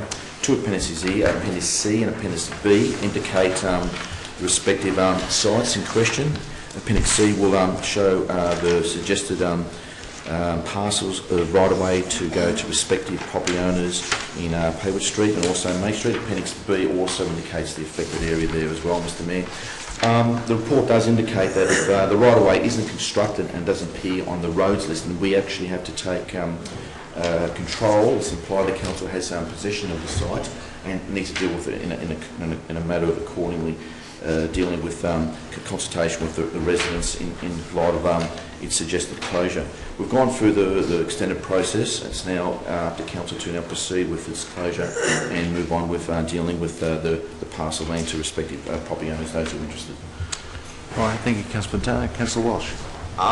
Nothing further, Mr Mayor. Thank you very much. Councillor Lee. Sorry, same question again. I assume this is operating under the new policy which Council recently adopted? Mr Holden? As to my previous answer is similar. Yep. So, the relevant policy at the time. All right. So I propose to put this one to the vote. All those in favour? Against? No. Councillor Lee against. All right. So moving right along to Darabin Libraries, 8.8. Councillor McCarthy? Happy to move it. Councillor Fontana, second. Oh, yep. Councillor McCarthy? Thank you, Mr Mayor. This is pleased this has come back to us now. This item relates, of course, to the review of library opening hours, which is part of our library strategy. And one of the items which is included in the previous motion in December 2012, which I would make a point. Thanks for your patience. Is I would just make the point, Mr Mayor, it's been a long time coming. And I, in fact, remember the conversation with the resident who raised this matter, who said recently to me, what's happened with the review of the library hours at Fairfield Library, to which I replied, we've had a consultation process, and he said, well, I don't live in Fairfield. So he's moved on. But he'll be pleased because I don't think he's moved because of the library hours. But I think he'll be pleased that he can actually go to Fairfield Library based on the proposed recommendation 2 nights a week until 6 p.m, which is great because one of the issues that came through the consultation and was evidenced by his anecdote, which he relayed to me, as you may recall as well, Mr Mayor. In fact, it was just before the elections in 2012, was to say, there's one thing you can do on council, I don't care about rates, I pay more rates, I just want to be able to go to my local library because I work full-time and the library is only open during business hours and I can't go there because I work full-time. Simple request. And unfortunately, while he's still with us, he's no longer anywhere near where the library is. It's a shift. However, I would point out that the proposal here is also to extend library opening hours at Preston, starting at 11 a.m, which is terrific. And I'm a bit concerned about point 3, but I'll support it just because it's part of the package, which is of course to look at Northcote Library Sunday opening hours, and of course to retain a good spread of hours as we currently have at Reservoir Community and Learning Centre, which of course is an exciting new facility which councillors will be well aware of. The critical thing here is, Mr Mayor, is that we are seeing a change in what libraries are. Moving, of course, from places where once you went to go get books to now they are community facilities that are rich and diverse and have a lot of online access as well. And so we not only need to continue down that path of the modern library, which our libraries certainly are, but also to make sure that they're accessible to our diverse population and people see the value. And we have, as we know, through our community satisfaction surveys, the libraries come out as one of the one of the top most preferred and most loved facilities that councils provide, and in our case as well here at the City of Darebin. So you've got there, as councillors will see on page 46, the outline of the number of loans, for instance, the membership of each branch, the change that we've seen over recent years, and what this means in terms of the consideration that we have for changing opening hours. I support what the report is seeking to do, which is to make some adjustments, to test them, to see how they go, and of course to come back to us with a review of those changes and how effective they've been. So I just would note that there will be a further report, I understand, based on this report after that 12-month review process, that trial process, and of course we can decide what changes we might like to make in addition to these. So I think it's a good process to go forward with. It's not widespread change, but it certainly is an increase in service offering, and that's a good thing. Okay, thank you very much, Councillor McCarthy. Councillor Fontana is seconder. Just briefly, Mr Mayor, Councillor McCarthy has covered most of it, but I will be looking forward to the evaluation report in 12 months' time. What this report does say, we've actually listened to our community where they've wanted extended hours, long hours, we've actually provided that. And the comparison chart or table on page 47 actually indicates that in comparison with our neighbouring municipalities, we actually have an average per branch higher than most of our neighbours, and this will probably actually extend that to show our neighbours that we're actually exposing our community to longer hours in a library, not just borrowing books, as Councillor McCarthy said, although 86% still do borrow books. We have numerous coal communities settling in our municipality and going there for accessing resources, but also as a place to meet as well. I will note, and councillors will know this, that our libraries are also a place where our elderly gather during those hot periods, those summer periods when our heat wave policy is in place, where they can go to somewhere cool, spend a bit of time and relax in a comfortable environment, knowing full well that there are people there in case they need some support or some assistance. I do welcome this report, but I'm also looking forward to the evaluation reporting in 12 months' time, Mr. Mayor. All right, thank you very much, Councillor Fontana. Okay, I propose to put that to the vote. All those in favour? And I note that that's been carried unanimously. Next item, councillors, is 8.9. It was Lake Budhouse. Councillor Lawrence, TV? Yes, I'll just again move to defer this to the next meeting, just in regards that we have a ward council with a long interest in this site missing at the moment. All right. And I suspect all councillors are pretty much aware of the issue of this, as I am. Just one question, Mr. Mayor, if that's okay. I'm happy to support the item for deferral, but it does say on page 57, environmental sustainability, that there's could be potential issues with asbestos. Can we maybe get some information in the web bulletin in relation to what this asbestos is? And seeing that we still use the facility for employees as a storage area as well. Happy to take that as an amendment. Yep. And we can incorporate that. Yep. Yeah. And Ms. Hamilton has indicated that could be forthcoming in a briefing session. All right. So that being the case, councillors, I propose to put that to the vote. All those in favour? And I note that that's been carried as well. Now, we have the next item, which is Amendment C136, 8.10.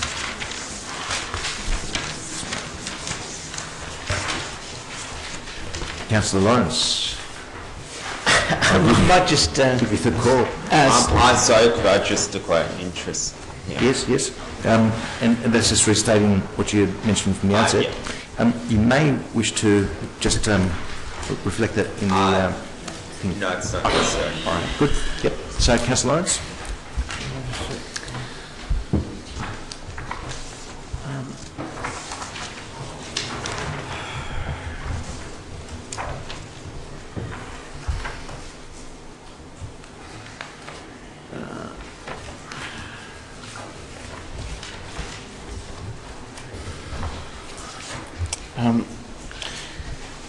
Yes, Mr. Mayor, I was going to seek your indulgence to move an amended motion to defer this item for further discussions at briefing and to be considered at the next full council meeting. The deferral is put for council's consideration. Do I have a seconder? And then we can hear the rationale behind it. Councillor Fontana seconds. Councillor Lawrence. Yes, Mr. Mayor. Look, my rationale behind this is just simply that there has been a number of issues raised on it. We are seeking to, I suppose, dot all the I's, cross all the T's and get it, 100% up.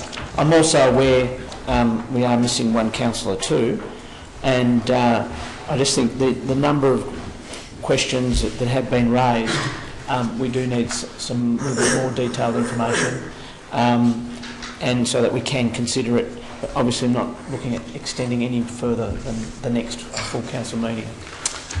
All right. Councillor Fontana is the second. Just briefly, Mr. Mayor, look, I was hoping to actually see some commentary in relation to social housing, which I think is valid in light of this amendment. And also to say, look, we've almost got a right. I think we need to also have a discussion in relation to mandatory versus discretionary in comparison with VCAT hearings, and how that actually impacts with the recommendations of the officers, which have been, I suppose, in conflict with the panel's recommendations. I think that needs to be fleshed out a little bit more. Councillor Miller. Just a question, if I may, Mr. Mayor. Look, I have to support it, but I just want to ask through you if there's any unintended consequences if we do delay it that we need to be mindful of. Timing considerations. Timing considerations, yes. Ms. Hamilton? Through you, Mr. Mayor, there are, I guess, a consideration the risk of further VCAT hearings. I'll defer to Mr. Rudd for any further comment if he has around timing. Mr. Rudd? Yeah, through you, Mr. Mayor, if the matter is deferred on a meeting cycle, there are no imminent VCAT cases, although I will let know, Mr. Mayor, and councillors, that there is a VCAT hearing scheduled for later in September. That does impact 86-storey building in St George's Road, where panel recommendations and council considered planning schedule amendment shows 5. Right. Okay. Thank you very much for that. Councillor Rudd. Mr Mayor, if I may suggest, I know the motion is to delay it, and I'm just wondering if we could also have a briefing at the next council briefing, and that noted that this maybe should be one of the main items at that briefing, and obviously I think that's what we need as a rationale and justification for delaying it. I think just ahead of that briefing, if I can ask councillors, just in terms of the questions that they've formed in their minds, to actually email ahead of that briefing, so at least it gives an opportunity to both Mr Hamilton and his team to come up with a briefing session that not merely anticipates what those concerns are, but actually addresses specific concerns. So that might be in relation to setbacks between precincts, it might be in relation to the application of 30-degree setbacks, it might be in relation to mandatory versus discretionary, and any other issues that come to mind, particularly having regard to topography issues as well. Sorry, Mr Mayor, just so that we're not bound by a council briefing, 3 questions only, it might have to be termed a special briefing. No, and that's a valid point. I think, given the complexity, perhaps just speaking out loud here, we may, if it's okay with people's timetables, that we actually look at a Tuesday night to come here outside of the Monday, because these 2 particular amendments, if anticipating that we will receive similar requests for the next one to be deferred, you'd imagine, for instance, you'd want to workshop a few more of the issues before we come back here to finally adopt them. Or propose any further amendments, as the case may be. Councillor McCarthy. I have a question, Mr Mayor, arising from Mr Rudd's comments, and it's just to understand what options, if I can through you, what options are available to council this evening to provide officers representing council or council's representatives at the VCAT hearing in relation to putting council's case in relation to 5 stories as is proposed in this document at that VCAT case, so that the spirit of what council has proposed in these amendments is not lost. Are there any options available to council tonight that council could resolve in relation to that site that would provide some certainty about council's position going into that VCAT hearing?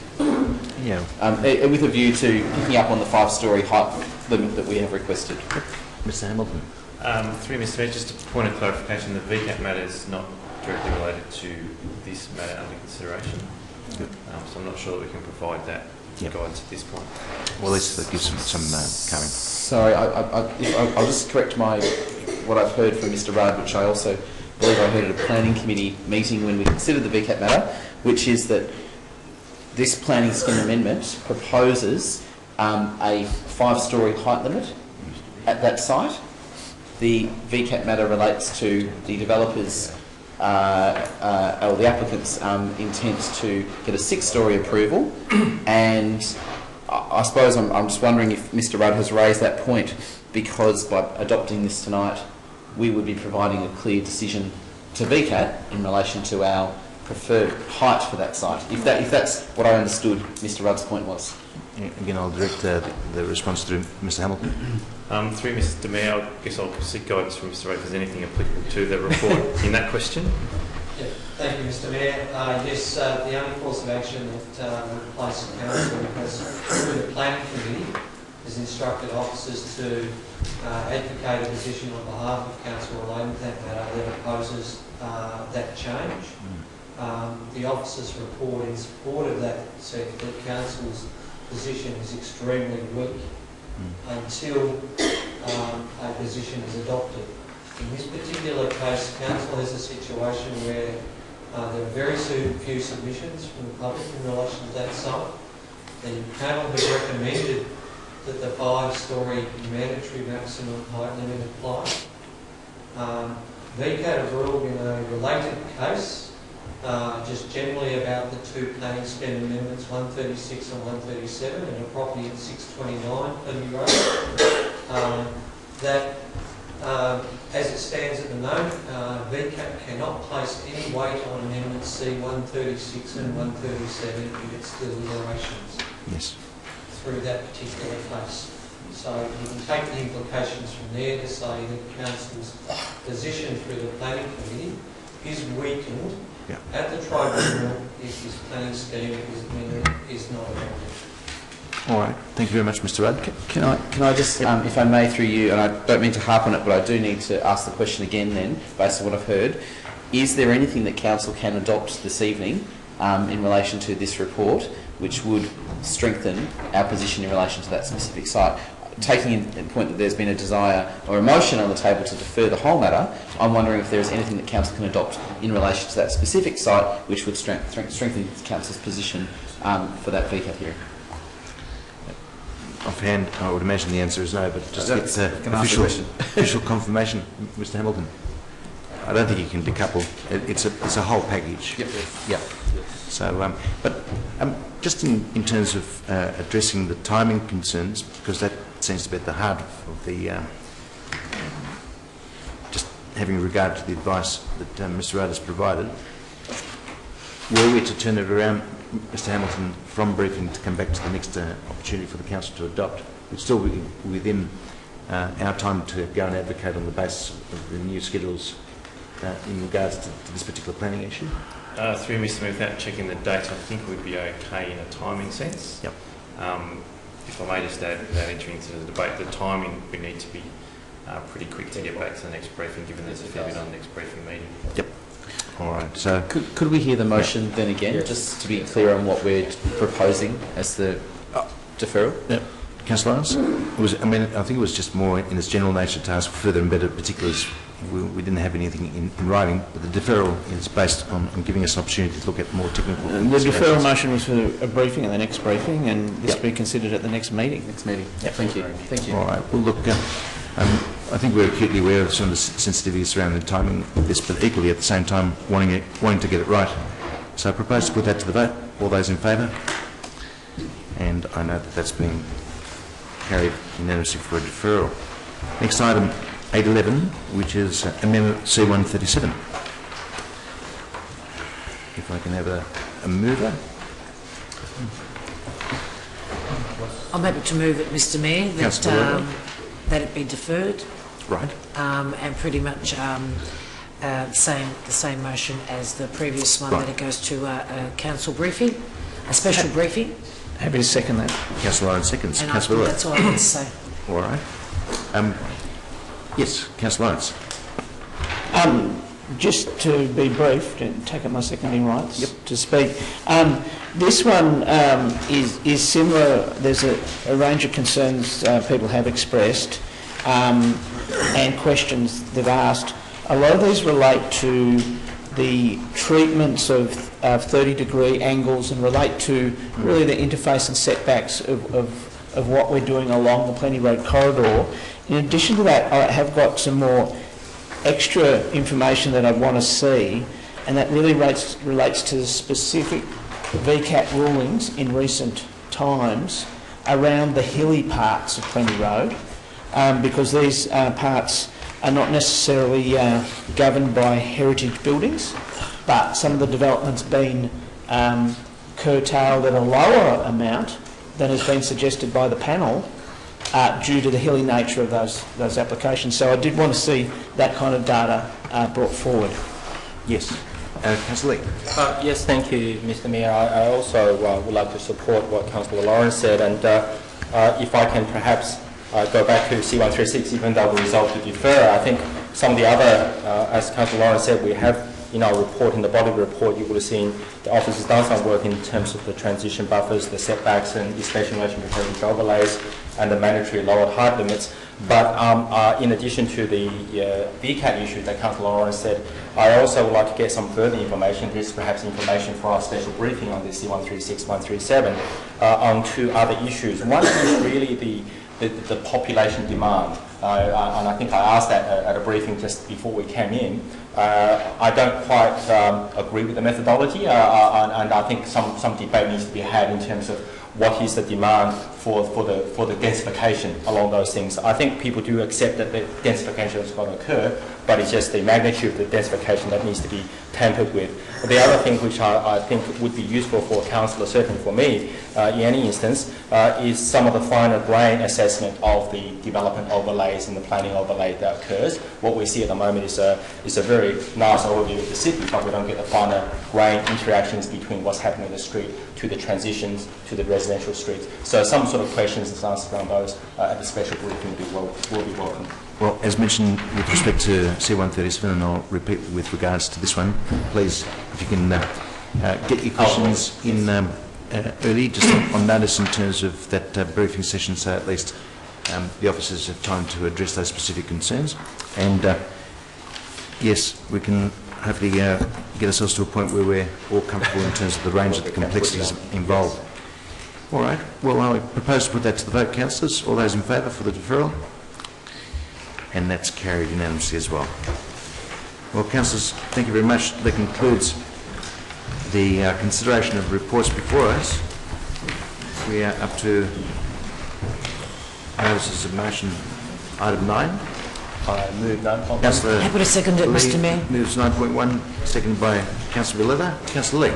Yes, thank you, Mr. Mayor. Thank you, Councillor Villela. As I mentioned during the councillor report, I attended the launch of the National Alliance for Gambling Reform held at MAB about 2 weeks ago. And some fairly startling statistics I always have trouble with that word, some very interesting and startling stats were reviewed, and they were on there, as you can see, under point number 1.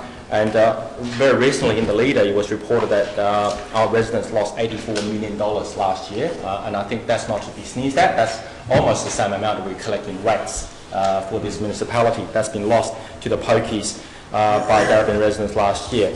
So what I'm seeking to do is, point 2, is to actually work, because this requires a community response. It's not a single council only response. It actually requires whole of council response, but also council in collaboration with other peak bodies and other stakeholders, including clubs, agencies, really look at how can we work as a whole of government approach to reduce the harm posed by pokies.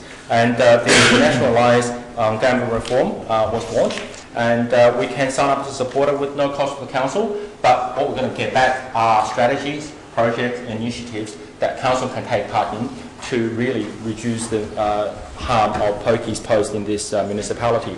I understand this is a legal product. I understand all the legitimacy associated with the pokies. But I think when you do look at the harm caused in the terms of $16 billion a year, I think that's something that warrants a community response.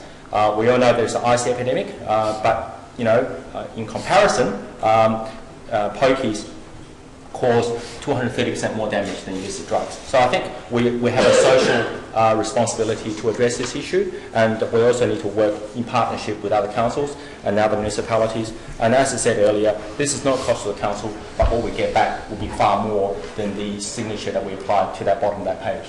Thank you, Mr. Mayor. Right, thank you very much, Councillor. Thank you, Mr. Mayor. I welcome Councillor Lee's notice of motion. It's not costing us anything at the moment. It's just access to expert advice and on strategies, etc. Look, with the problem gambling, we can argue that we're becoming a bit of a nanny state, but I do think that when we're talking about problem gambling. We're not talking about gambling as a recreational activity or high flyers that come in and fly in their private jets to Crown Casino and fly out and go to another one in Hong Kong.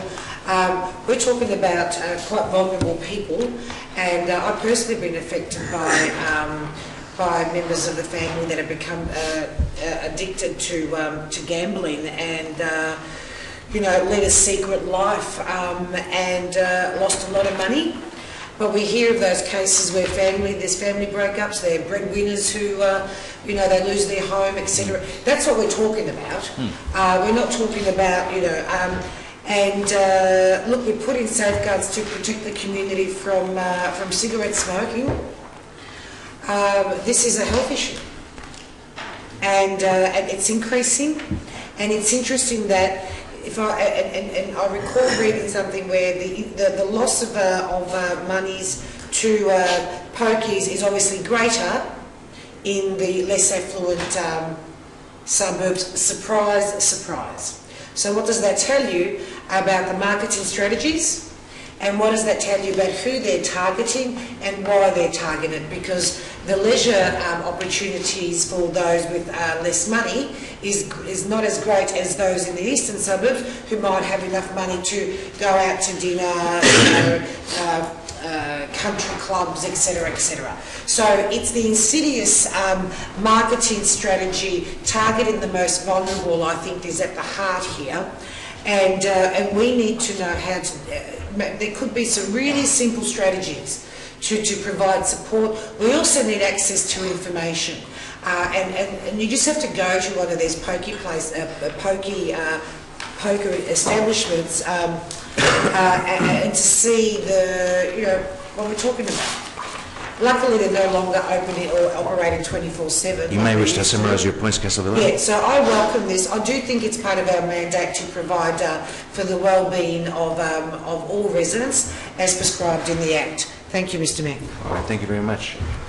Well, I'm very quickly, Mr Mayor, I'm just going to make one point which isn't included in the motion, but it's not specifically named, but it is, I think, what's not said, which is just as important, which is 1B, which where Councillor Lee has outlined the cost to the community as a result of gambling harm, and embedded in that figure of 16 billion per annum is a smaller figure, which was quoted recently at a forum hosted by the Women's Health in the North, held in the city of Banyule, and our local member, who's the Minister for Women and the Prevention of Family Violence, appeared at that event, where one of the costs as a result of gambling harm is actually violence perpetrated against women and children by problem gamblers, which is included in that figure. So there is a cost to the economy as a result of the damage done to people as a result of gambling losses. But I'll just make the point, and it's the flip side of this, which is that because of the lack of facilities for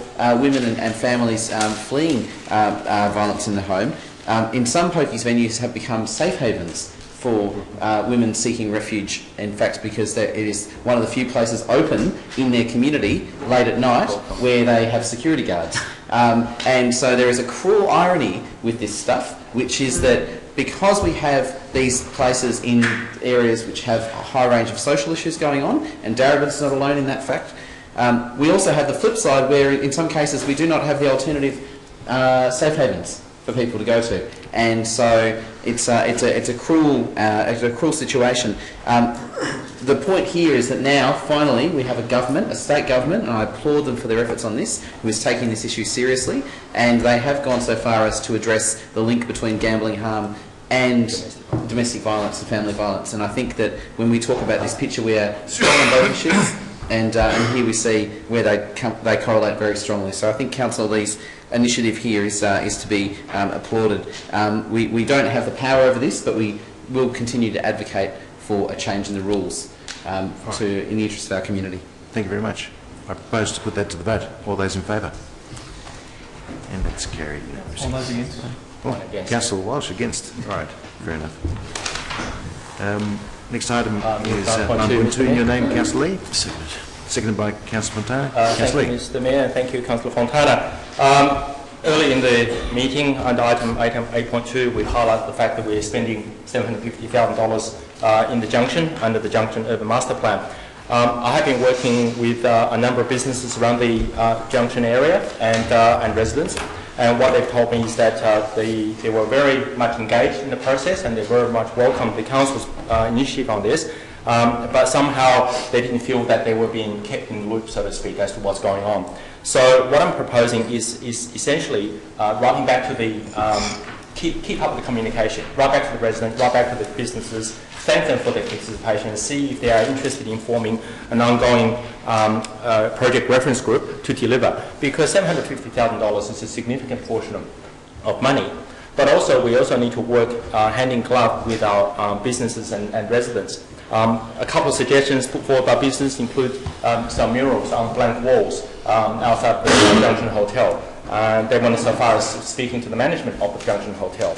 Another suggestion include relocation or some sort of audit of bus services, because there were 3 bus stops between the corner of Dundas Street and High Street, and from the turn-off near the medical centre to up the road near the Northern Church of Christ. There were, within that 300-metre walk, there are 3 bus stops, and that's a high traffic area. And when you do have buses parked where they cannot be parked fully into the curb, they actually stick out, create a traffic hazard for all the northbound traffic that's coming out from High Street.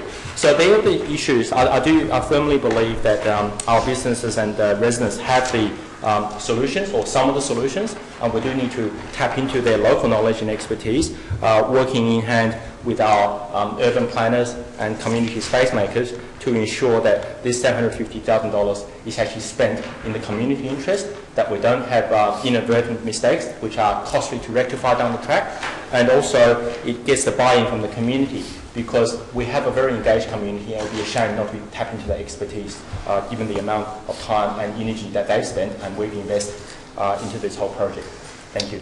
All right, thank you very much, Councillor Lee. Councillor Fontana, seconder. Just briefly, Councillor Lee's covered most of it. I think it's very important that we do acknowledge the contributions of those involved in relation to the early stages, but also to invite interested parties, as Councillor Lee has indicated, to buy into the program, into the partnership, as part of a reference group, to actually take ownership of the project. That's very, very important. And it's pretty much un-Australian if you say to someone, come and give me a hand and think to say thank you. And that's what we're doing here with this proposal. But more importantly, having that continuing engagement with our community to ensure that the finished product is what they want. Thank you very much.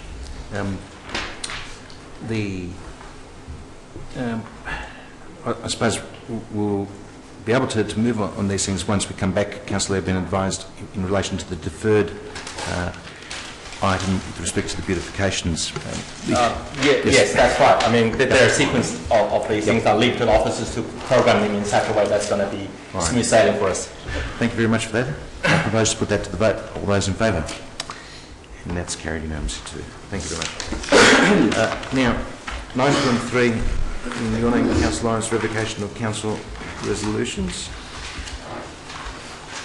Notice motion there. Yep. Yes, Mr Mayor. I have a notice of motion there. Second by Councillor Fontana. Councillor Lawrence. Yes, Mr Mayor. I'll be quite brief on this, as we've got a number of notice of motions here.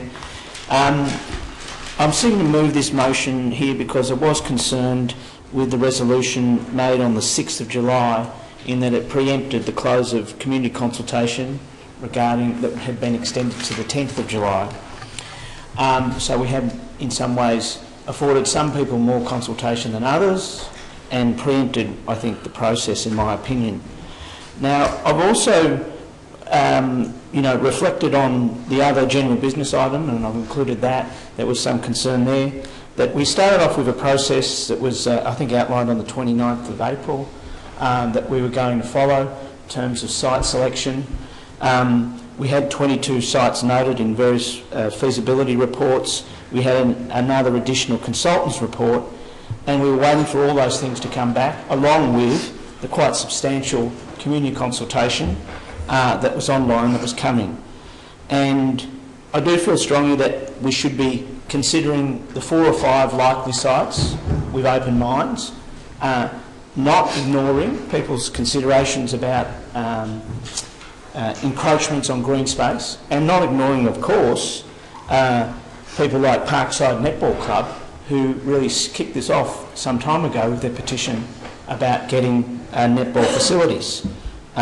So the Fairfield-based club.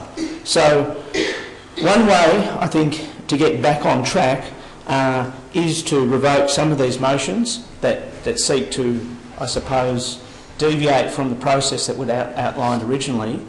And this does not affect the outcomes, of course, because at the end of the day, all the information will come back to this chamber, all the community consultation will come back to this chamber, and I have full faith that this chamber will make a decision for the site that's the most likely for us to help us to attract state funding. Thank you, Councillor Lawrence. Councillor Fontana. Just briefly, Mr Mayor, look, the item did actually need to run its full course, and Councillor Lawrence has argued it, but we've also received the probity report in relation to the integrity of the process and how it was actually jeopardised, and failure to actually act on that request probably indicated to us that we actually need to be a bit more thoughtful into our thought process. But I'm also interested in the other request there for further information on the permanent protection of green open spaces, parks and urban environment. I think we need a clear understanding of what that means and how it's implemented, and more importantly, how it actually impacts on what the site which will eventually be identified as a potential sports stadium and its relation in this matter here. All right. Thank you very much, Councillor Montana. Are there any speakers on this or against? I'll speak against it. If I can just get clarification on how long I've got. 3. 3 minutes? Thank you. Look, I'll speak against this. So I spoke against the officer's recommendation at the last meeting because I believe that the premise of revoking these motions, which were passed by a majority of councillors, is based on a false premise. The false premise is that the argument was made that a probity consultant's report was commissioned based on the procurement policy of council that said that council should revoke these motions. This is not a procurement process, this is a consultation process about an appropriate location. So let's get clear about which policy we're using to inform our decision making. I actually believe very strongly that the notices of motion, and there's this one and the next one that referred to, actually refer quite specifically to providing the appropriate clarity and direction regarding council's application of its open space policy, and in particular the expectation of our community that we will not change our policy mid-course through the application of a process which seeks to ignore the policy. And I have read all the documentation that's been provided in relation to this, and I would say that the consultant's report and the other documentation does not make the appropriate reference, in my opinion, to the open space policy that it should. The open space policy is quite specific, and I believe in your own words, Mr Mayor, we address the policy first, then we look at the project. We have not reconsidered the open space policy, and therefore, as long as that's in place, it provides clear direction about how we should treat our open space. Councillor Lawrence made reference to Parkside Netball Club, who led the petition. They are now part of the largest sports club, I believe, in Darebin, with over 1,000 members, being Parkside football, netball and cricket. And I've got an email which Councillor Walsh and yourself, Mr Mayor, have received this evening from Christine Johns, who is one of the key people that put together that petition of 1,000 families and residents and children. And I'll just quote from Christine. I'm contacting you in regards to the new stadium that we are hopeful for in South Darebin. In conjunction with other local sporting bodies, we have consulted with our members regarding a potential site for the stadium. The overwhelming feedback we have received has been twofold: that the stadium not be at the expense of green space, meaning ovals and or parklands. Many families that are potential users of the stadium are also highly value open spaces in Darebin, both for recreational and other leisure activities. You may wish to summarise the point. I'll just make the point with my 30 remaining seconds, Mr Mayor, that the point here is that these motions, properly constituted motions, provide clear direction. We have a limited time frame to make this decision. By rescinding this motion now, which I would make the point has in fact been acted upon, we send the message that in relation to this one, Macdonnell Park is back on the table and open for potentially doing this development on site. I don't think that's the intent of council. I certainly hope it's not, because it is contrary to our policy, and I urge councillors to vote against this notice of motion. Thank you, Councillor McCarthy. Councillor Villa. I want to vote against it, Mr Mayor. I just think it's really curious, this whole matter. As a Latrobe Ward councillor, has just been really curious for me. I question if we didn't receive, if there wasn't the possibility of state funding, maybe it wouldn't be so interesting a matter. I think this matter was dealt with at the previous council. We voted on it, and I do not see any justification to revoke. Nothing has changed. Hence my questioning why it's being sought to be revoked. I'm just not convinced that there is I'm just not convinced by what I'm hearing as to the case for. And I've always been of the view that when this matter came to our attention, it was something to do in South Darebin, and there were a few sites that were discussed at the initial deliberations, and you know, it sort of seems to me like it's drifting away from a South Darebin issue to another level, and I can't quite put my finger on it, Mr. Mayor. So I'm really, I've got big doubts about some of the arguments that we're hearing here. Secondly, so I think we voted on it last time. You know, some of us were satisfied, some of us weren't. Why is it coming up again? We've got different councillors who are present and who aren't at this meeting. So that's curious. And also, Mr. Mayor, I'm really concerned that at every opportunity, not every opportunity, but, you know, let's ask for more legal advice. Why? We've got governance officers here, we've got experienced directors and who are experts in their field. If there was a legal issue, we would have heard about it. I'm concerned that we're getting into this council is becoming, you know, let's seek legal advice for this, let's seek legal advice for that. We need to, I think, be a little bit more considered when we need to seek legal advice. This to me is not a genuine, there's nothing contentious here. One council has brought it up. If we did have serious governance or legal issues, I think we would have been advised by our governance officer and their personnel. So, Mr. Mayor, I'm not convinced that the rationale behind this notice of motion. We can't all be happy with the way the voting goes. Doesn't mean we put in another motion revoking the decision that we're not happy with. I think the decision that was made at the last council meeting stands, and it has full integrity, and we shall honour it. Thank you, Mr. Mayor. Time has expired. Thank you, Councillor Villela. Councillor Lee.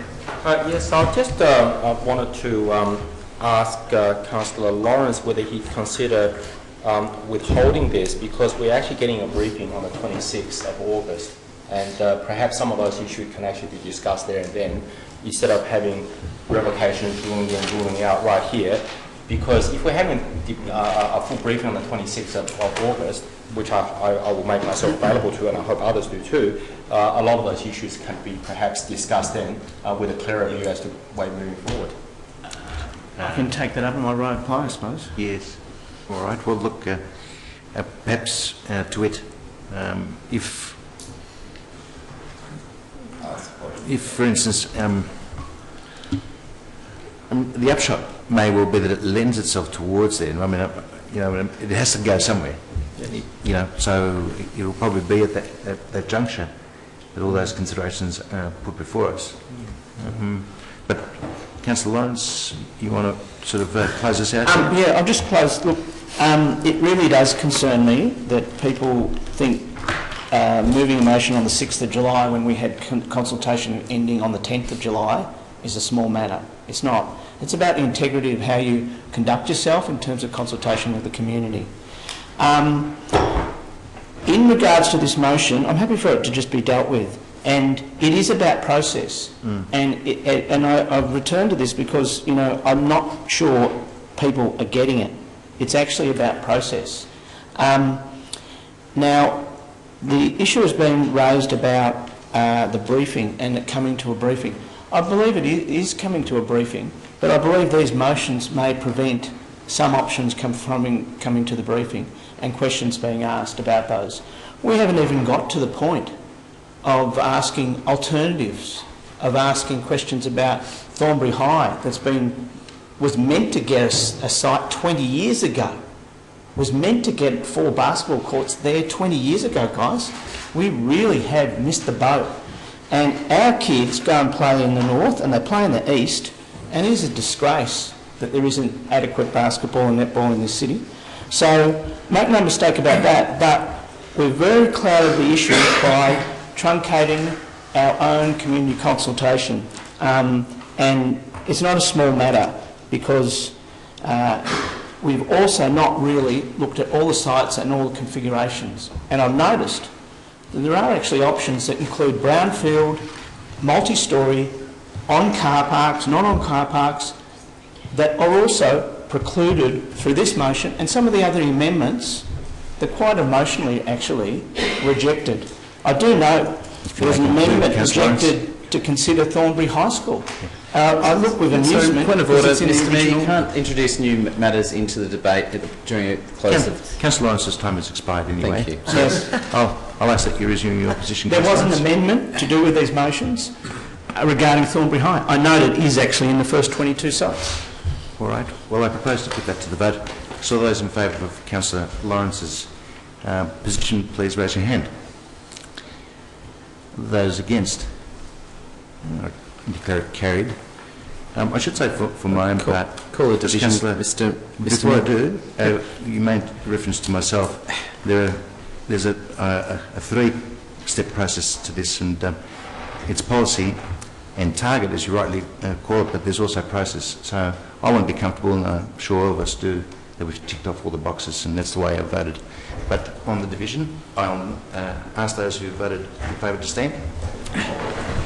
And I name Councillor Lawrence, Councillor Walsh, myself, Councillor Fontana and Councillor Williams.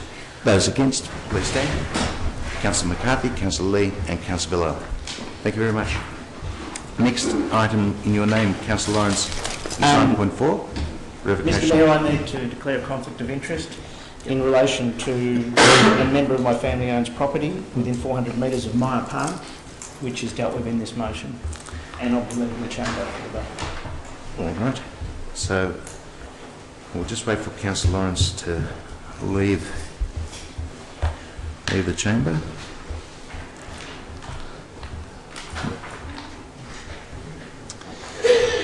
So we'll need... Happy to move the recommendation, Mr. Or motion, rather. Yes. So Councillor Fontana moves. Seconder, please. Could I suggest an amendment? Well, you can, yes. That we defer this item. And what is the basis of that? But we can, because we're having a briefing anyway on the 26th of the 26th of August, and we that way we can get a kind of get everything out in the open, and and I think given that there's quite a bit, there's time in between the 26th of August and the next council meeting, because there is this month. Yes, there is a 5th Monday. I understand the rationale, but just for the interest of time, because obviously you're asking Councillor Fontana if you would consider that in substitution to moving it. I suppose we're in an impasse without a seconder. So I just in regards to this, and just my little interpretation of where we stand in regards to this, the language that we see here is rather similar to 9.3. So the logic follows that the destination is towards that 26th of August, but if I follow the logic that was postulated in 9.3, was to suggest that without the restrictions in place and allow for an unfettered advice to come before us. Just a point of what I believe we need a second. Yeah, we do. Thank you very much, Councillor. So we have Councillor Fontana as a mover for 9.4. Do we have a seconder? I'll second. Councillor Williams seconds. Councillor Fontana. Oh, just briefly, Mr. Mayor, we've heard comments from the previous motion which are virtually identical to this one, be a slight differential. Quite simply, the fact is that we actually did change the rules halfway through the consultation policy, where we actually called an item in which hadn't actually run its due course. We were actually making decisions on the run, which is not reflective of a good governance, nor is it reflective of good policy, and it potentially jeopardised a great project and a site which we'd probably eliminate down the track after the consultation period finished, but we decided not to play with the rules but to amend them during the course of the consultation period. We've not selected any site, we're not selecting any sites as yet. We're still a long way off until we do the full assessment and determine the comments of those who have contributed to the process and take those on board. What we've actually said is, look, we're not listening to one, we've actually made a decision, so forget it. we actually need to follow through our process, our policies, as reflective of good governance. And also, more importantly, the probity issue. I mean, we actually ignored legal, we ignored expert advice, special advice in relation to our processes and why and how we got it wrong. And I like to think that our officers here are very capable, very competent at all levels of government, of all levels of providing to us the necessary information we need so we can make the proper, correct decision. And unfortunately, comments have been made that we're not getting that. Well, I believe that to be wrong. I believe that we actually need that advice, those critical areas where we may need expert advice, legal advice at times to ensure that we have done everything right. We have played by the book. We have followed the rules and not amended, changed or cut corners. We can't afford to do that. No one can, because the process is jeopardised, the program is jeopardised, and so is our, I suppose, community confidence in us by cutting corners, by putting the cart before the horse. We can't do that. Okay? The cart has to go behind the horse and follow the stream to ensure that we reach a process where we're satisfied everything's been done correctly, and then we'll make a decision as to which site is appropriate, which sites should be considered, and so on. Hopefully, Mr Mayor, we'll rescind this and put the credibility of council back to where it should be, and not having this schematic call for notices of motion where we know that they're only there to politicise things. So, Mr Mayor, I hope council support this item. Right, Councillor Williams, is seconder. Thank you to my fellow councillor who's virtually said the majority of everything. I too also agree with what he has mentioned. I believe that we need to take more faith in our officers. They're hired to do a job. I'm sure they'll be very thorough in what they do, and I very much look forward to the report, which will be very detailed, I'm sure, not only just in what is appropriate for the area, but they will go into very fine detail about soil testing, parking, availability, and I'm sure that it will do justice, and look forward to the report. So when it does come to council, that we know that we'll be following the policy and the process in the way it should be. All right, thank you, Councillor Williams. Councillors, other speakers? Just a point of order. Does Councillor Walsh's amendment still stand? Just as a procedural thing, if the movement and second is not willing to accept it, I have to entertain this thought of seconding it just to hear that amendment. So I'm just to see the flow of events in terms of the amendment to the substantial motion. I think because we've had the second to speak now, it's pretty much up to you to speak in opposition. And Councillor Walsh is not here. Here he comes. Here he comes. So perhaps for the benefit of Councillor Walsh, I would like to formally second Councillor Walsh's amendment on the assumption that the movement second is not willing to accept that as an alternate motion or an amendment. What's that position on that? At this late stage, can I accept an alternative for deferral? There wasn't a second, there was a point. That lapsed. Look, at this point in time, I've been advised because of the timing issue, it was technically seen as a lapsed request because of a want of a seconder. Point of order, when Councillor Walsh proposed his amendment, there was no seconder. So Councillor Walsh's amendment wasn't able to be entertained by the mover and the seconder because for lack of a seconder. Now that we have a mover and the seconder, the amendment can be put. That's my understanding. All right. So what we'll do, apparently you can have it, from what I've just been advised. Yep. So you're still interested in putting the deferral? Yep. Okay. So what we'll do, we'll try and deal with the deferral vote first.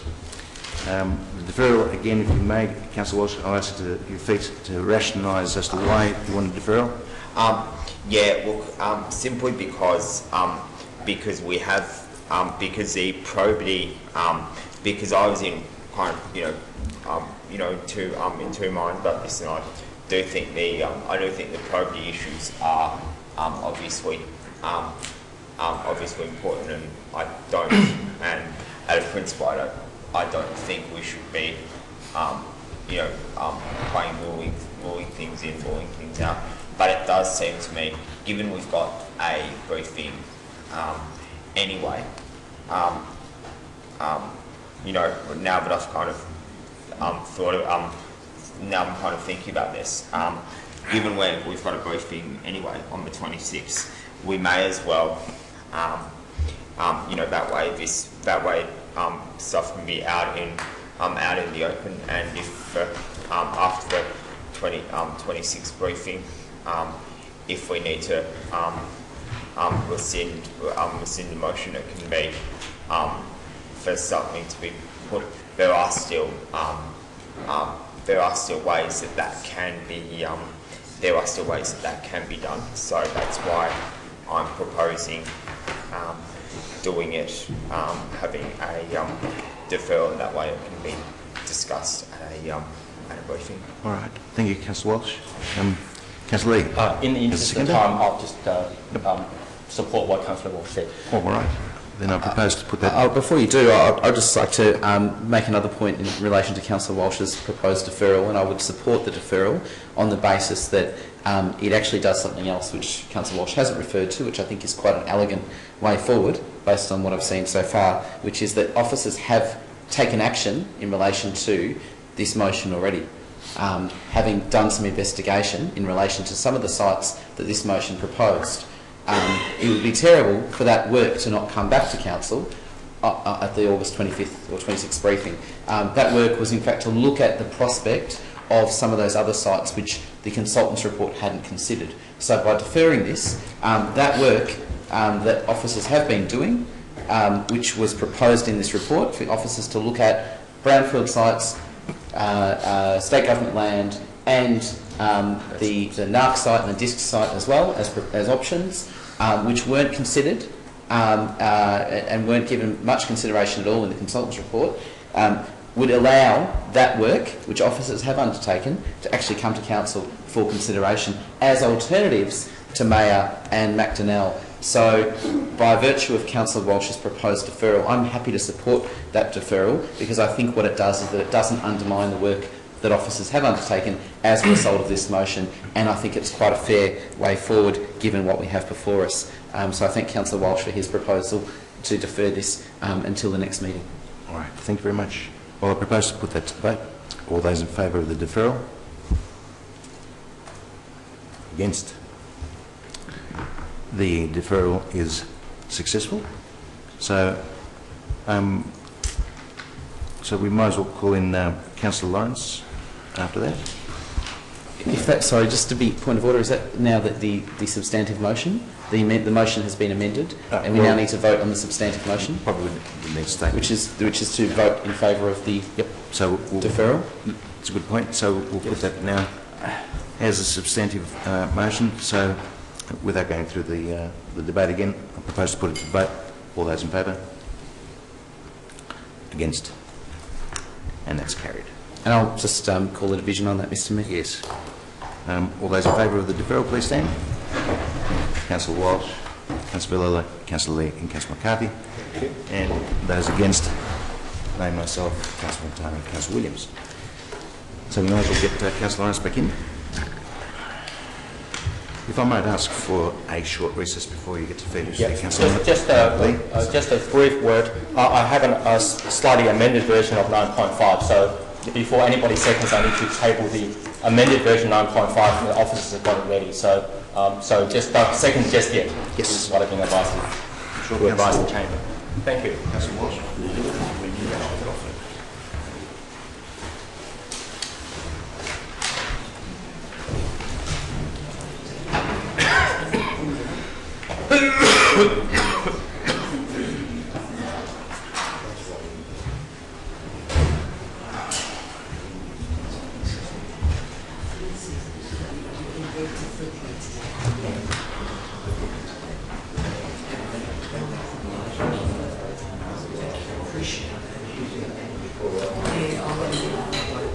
Thank you.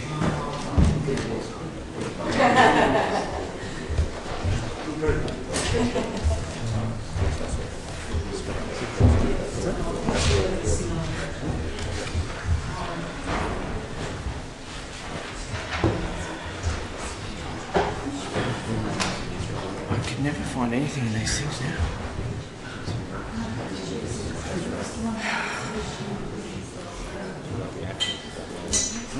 Yes, that's right. 68. Is that? 12 voice action. 12 voice action. Actually, 12 voice, 12 3 is so one was listening through.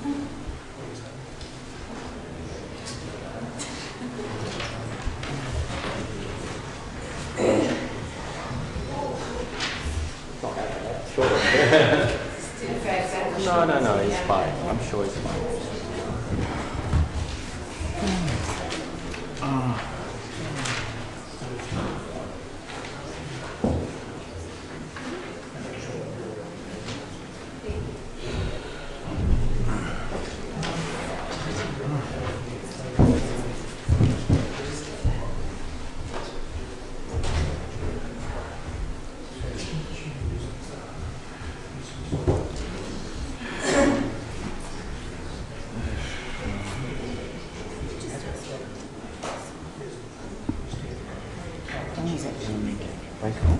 Sorry?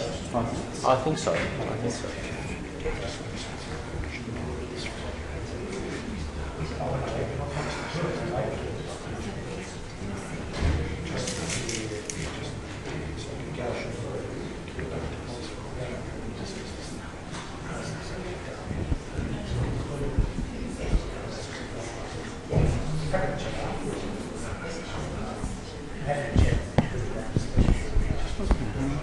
John Williams tomorrow, he had to leave, his father died. Oh no, because he was in hospital or whatever. He wanted to. Because the fees are a bit much, they're double. Oh yeah. What do we do in terms of trying to encourage young people to do anything? Oh yeah. Well,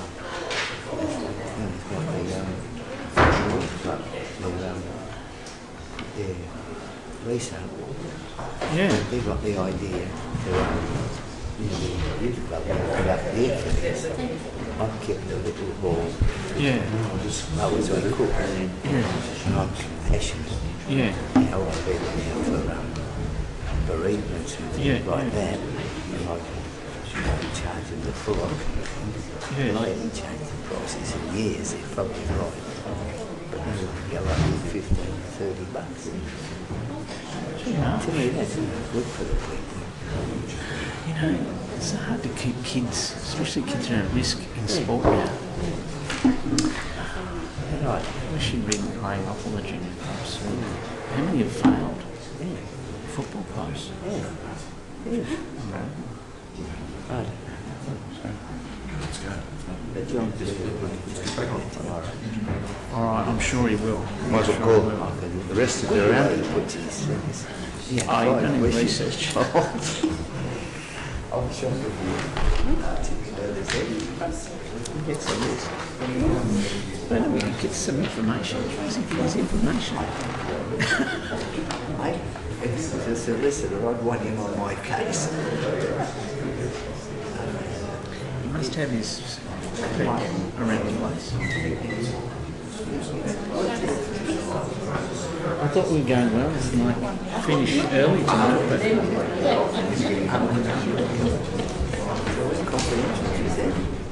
no, man. It's only all planning.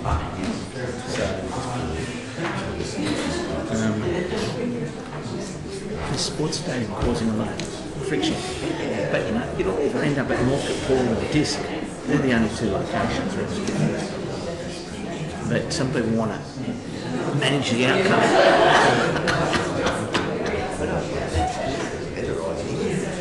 It was meant to be there. Remember, Royce Curl had a brew with Andrew Gay's father because he came in with a proposal to put a professional stadium there. And then it all blew up. And we built, see, we should have built Thornbury one then, 20 years ago. It's a disgrace. Anyway, something will be built now. But we need our house and Uncle Yarra going to take it. They want to build one in Clifton Hill. Yeah.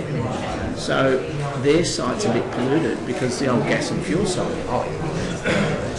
But basically, Dick Wynn are in a tussle. And then where's the trouble like a circus? All right, councillors, if you can resume your positions,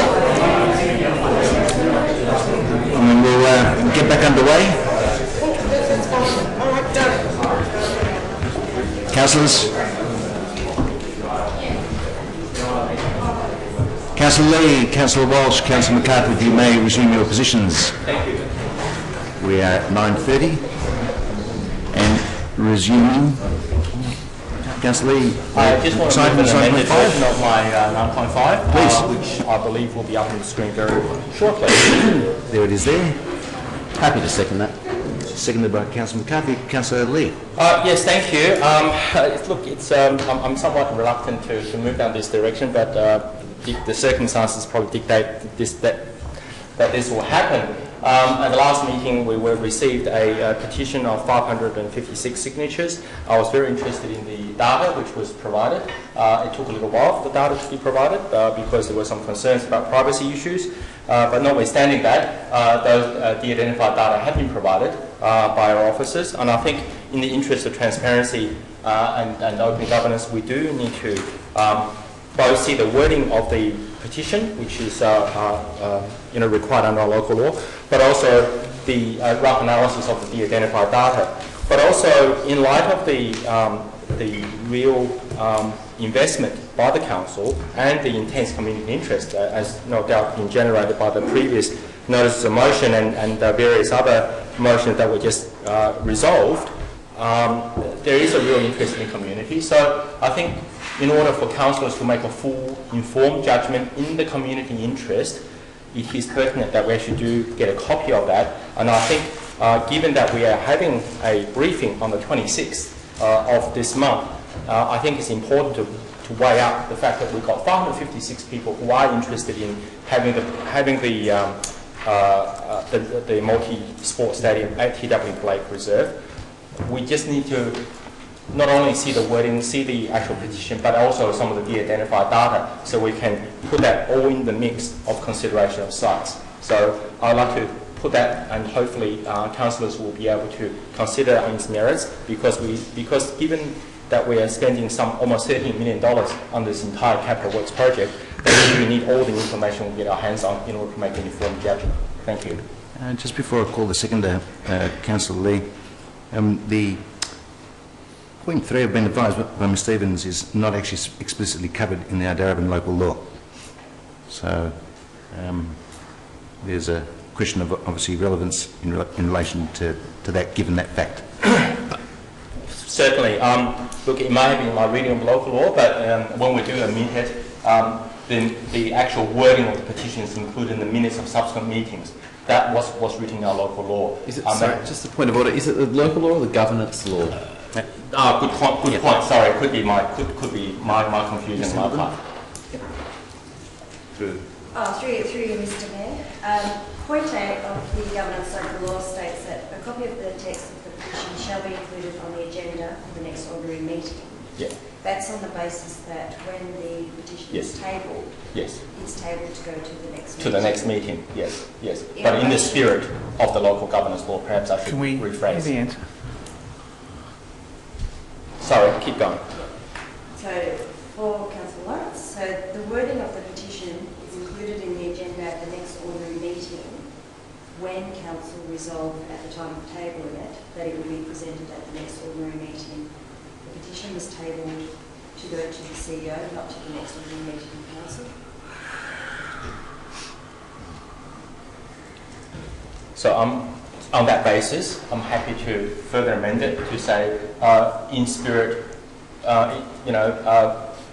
part 3, include the minute, in the minutes wording of the petition in the spirit of the Darabin governance law. Is that okay with that rephrasing, Mr Stevens? As proposed by Councillor Lee.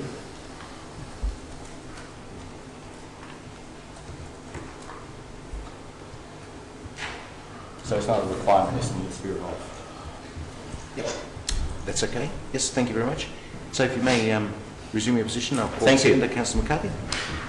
Thank you, and Mr Mayor. Mr Mayor, just a point of order. I've got a governance question. If you may.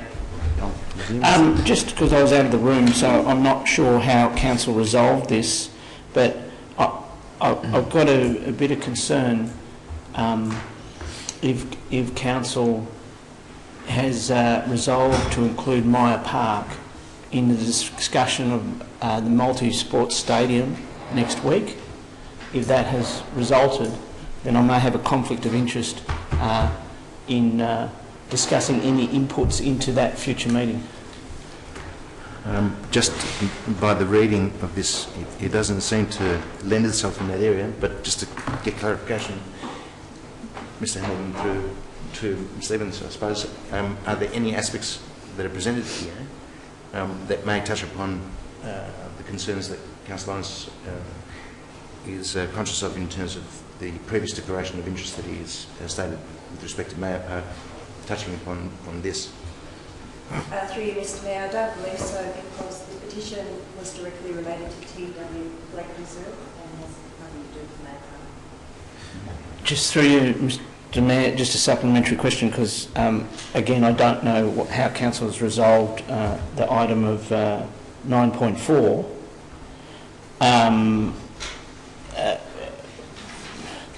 People may observe I've only engaged in the debate once Myer Park was excluded from this process, and if it is now included again, I do have some concerns about limiting or doing anything about inputs towards the briefing on the multi-sport stadium. So I don't have an answer to that question. The context. The resolution was to defer the matter. 9.4 was deferred. Was deferred. Yeah, because we have a 26th of August briefing scheduled. The assumption being that those matters will be brought before us at that point in time for an update, whatever it is, the briefing and whatnot. Point of order, Mr Mayor. Had council resolved to support Councillor Lawrence's notice of motion, which was to put Myer Park back into the mix, that would be coming to the briefing next week. Yep, it's just a question of... so I'm not sure what the issue is. Yeah. The difference is that Mayor will not be included in that. So Mayor will not be included, and therefore it actually removes Councillor Lawrence's conflict. That's right, because it wasn't supported. That's right. That's my understanding. Thank you. That's clear. Yeah. And I just would ask then, and that's look, it's fine. I'll address it when I get to speak as the seconder. So. Well, you are the secretary, so thank you. I'll get the call, that'll be fine. Thank you. Look, I approach this from a matter of consistency, which is that in relation to Councillor Lee's request here, I think it's a very reasonable request. If you stand in the shoes of the people that signed this petition, and from what I heard at the last meeting when this petition was tabled, with a view to it being transmitted to the CEO, my understanding, and I haven't seen the petition, but my understanding was that the petition was addressed to the council. And as a petitioner, when I sign something that is addressed to the council, I have an assumption that it's going to the people that sit in this room once a fortnight and make decisions, and that they will see my signature, they will see my commitment to an idea, whatever that idea might be, and that they will be aware of my concern and my desire as expressed through that petition. And unfortunately that hasn't happened in this instance because we didn't receive a copy of the petition, and yet we were asked to vote to table it. And I think there's a problem there from a governance point of view, and I hate using that phrase, for us to vote to note something, to table it, to pass it on to the CEO, but to not actually be able to see it. I think there's a problem there because what it does is that it takes us down the path of voting for things which we can't see.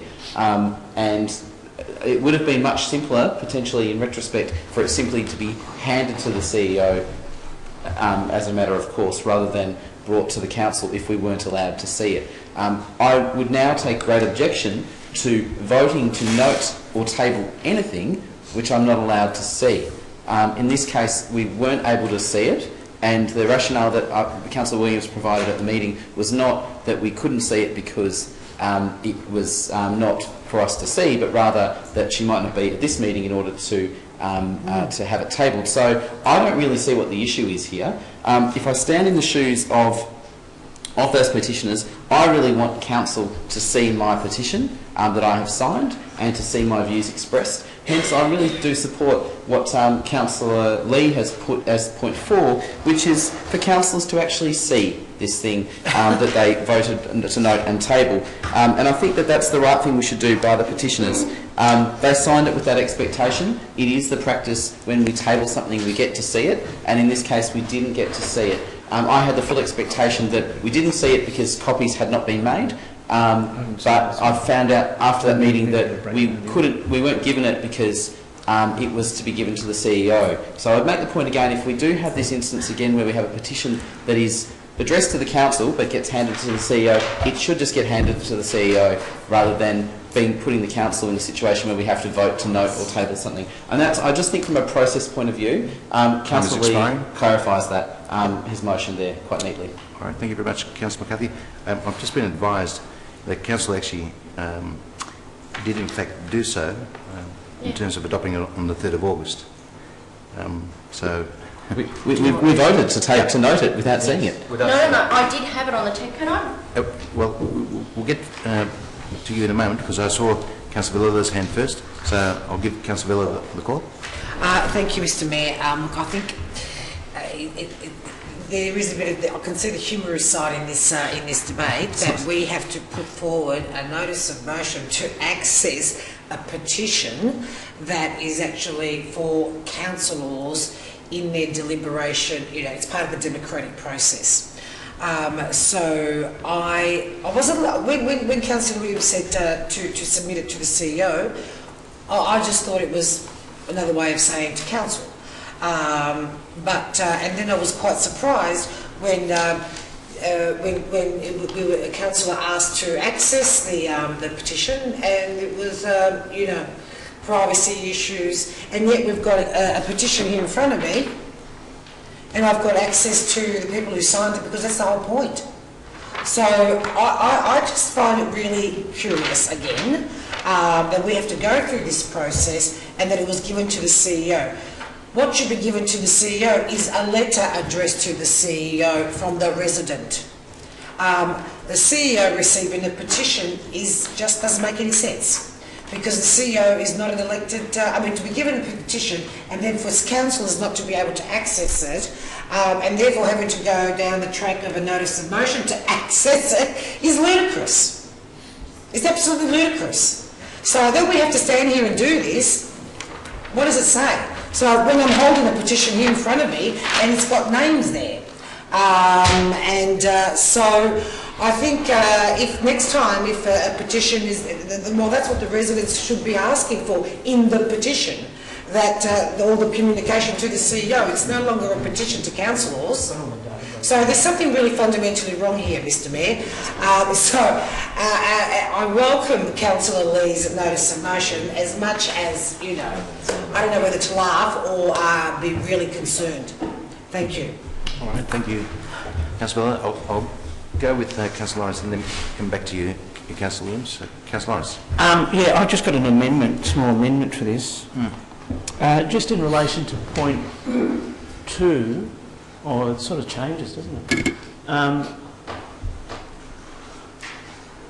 Well, yes. My amendment is just to add after 2015 in the red, in point 2, and any other petitions in relation to the multi-sport stadium. Full stop. It should be 10th of August.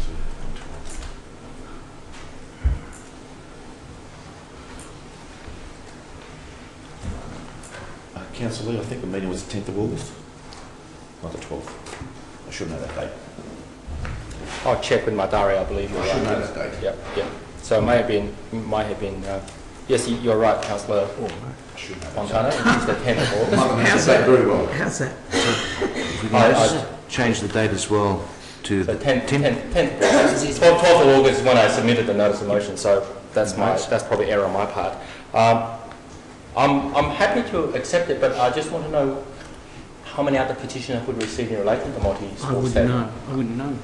I can answer that slightly. We've received 1,000 signature petition that actually prompted this project last year, and I can tell you confidently that significant majority of those petitioners live and work in plain Darebin. Having provided a copy to all councillors when I tabled that petition, there was also a petition tabled regarding Macdonell Reserve, which was about 10 pages worth of signatures. That was at a few meetings ago. There are 2 petitions that have been tabled in this chamber, both of which all were provided to councillors at the time. Yes. In the spirit of that, I mean, I understand this is to do with T.W. Blake petition, but in the spirit of Councillor Lawrence's proposal, then I'm willing to accept it. All right, thank you very much, Councillor Lee. Councillor Williams. Thank you, Mr. Mayor. On the night when I tabled the petition, I had the opportunity and asked, and Councillor McCarthy had actually given me advice, and also with Giuseppe, our governance person, gave me advice on how to petition, table the petition.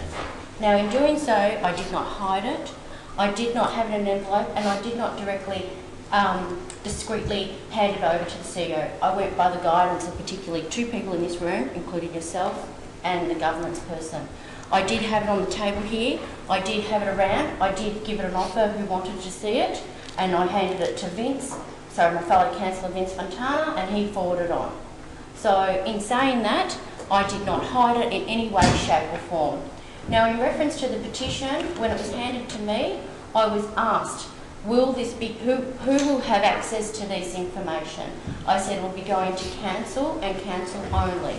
And they said, are you sure? Because people have been asking whether it's going to be photocopied, handed out and given out, or if it's going to be lost or misused or in some other way. I said no, it will only be going to council, and council will actually hold it and use the information. It will not be used in any other way, or used for telemarketing, or it would be purely for this particular project and this only. So, and I do not feel comfortable at all that my word that I've given to the person who gave me the petition, that that giving copies at this point in time would make me quite uneasy, for reasons that citing it's not a problem, but I don't feel comfortable in actually giving out copies in case one copy gets lost or gets misplaced, or for whatever happens. I just don't feel very comfortable with actually handing out copies of that, because I feel that it's not, it's my word that I've given, and particularly it's confidential, people's names, addresses and phone numbers, which I wanted to protect when the petition was given to me. All right, thank you, Councillor Williams. I mean, just in the spirit of trying to understand the difference between a petition and this petition. I mean, I've been away, so not much has changed. I mean, there's a famous phrase that actually is in a famous teleseries of the 1970s with a line which I can actually relate in reality, that I was on the island of Kos when that took place. So, just through you... My name's on it. Yes, so through you, Mr. Hamilton, can you tell me why this particular petition is being treated differently, notwithstanding what Councillor Williams has said? I mean, the nature, just it seems, of all petitions is that they've got to go somewhere, whether it's to the Parliament, federal, state, and in this instance we've seen numerous occasions where petitions being lodged to council. Why this one is being dealt with differently? Because I'd like to know, because I'm a bit mystified myself. Sure. Through you, Mr. Mayor. So this petition was resolved by council to be received by the CEO on the night. The advice upon request to release that information to councillors, the advice that we were provided with was that there was some potential privacy issues in doing so, because there was no acknowledgement that the signatories were okay for that or gave their permission to release that information. So that's, I guess, in a nutshell, how it was handled thus far. It certainly wasn't to not release or to hide any information of that regard. It was to ensure the privacy of the signatures as received. And I'm not sure if Ms. Stevens has anything further to add. Through you, Mr. Mayor,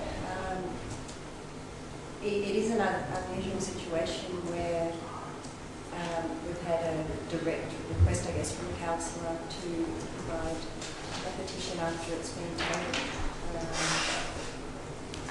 And as Mr. Hamilton said, we did seek advice from our can't ask the person in regards to the distribution of the information that was circulated to the councillors. Having heard the privacy issue, I'd move another amendment. All right. Can I take Councillor Villala first before I come to a possible further amendment from you, Councillor Lawrence? Councillor Villala. Yeah, I was just proposing that maybe what people were signing wasn't really a petition, but we used the word petition, I don't know. But anyway, taking that on board, I'm suggesting maybe point 4, that the councillors be provided with a copy at the briefing and returned, as like a confidential paper, so that a councillor be provided with a copy of the petition at the briefing and, return back to the little drawer where they're kept. Governance manager. With the key, I don't know. That's just an option. Councillor Lawrence. Yes, Mr Mayor, I'd just like to... Excuse me, Mr Mayor, I believe I have need to accept or reject that. Yep, I'll just ask you to... Oh, that's an amendment, yes. Yep, Councillor Lee, sorry. I just want to briefing. Yes, that's fine. Yep. Thank you. Thank you very much. So, Councillor Lawrence.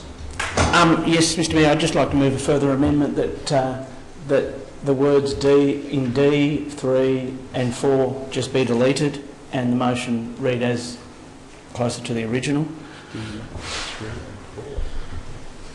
Well, we can't move there as such. I take the point with 3, but that's been refined, and Ms Stevens has been happy to sort of accept that tweaking because it doesn't actually directly relate to a specific provision within the local governance law. So the point is, if... I'm happy to speak if I get a second. Yeah. I've got a reason to delete all simplify. Well, let's see if we've got a seconder then on the basis of... Seconded. Yep, Councillor Fontana. So, Councillor Lawrence. Yes, Mr Mayor. It is relevant for us to know where people live and what they think, but I don't think it's relevant for us to have names and addresses. I didn't realise there was a privacy issue. Now that I do, I understand that.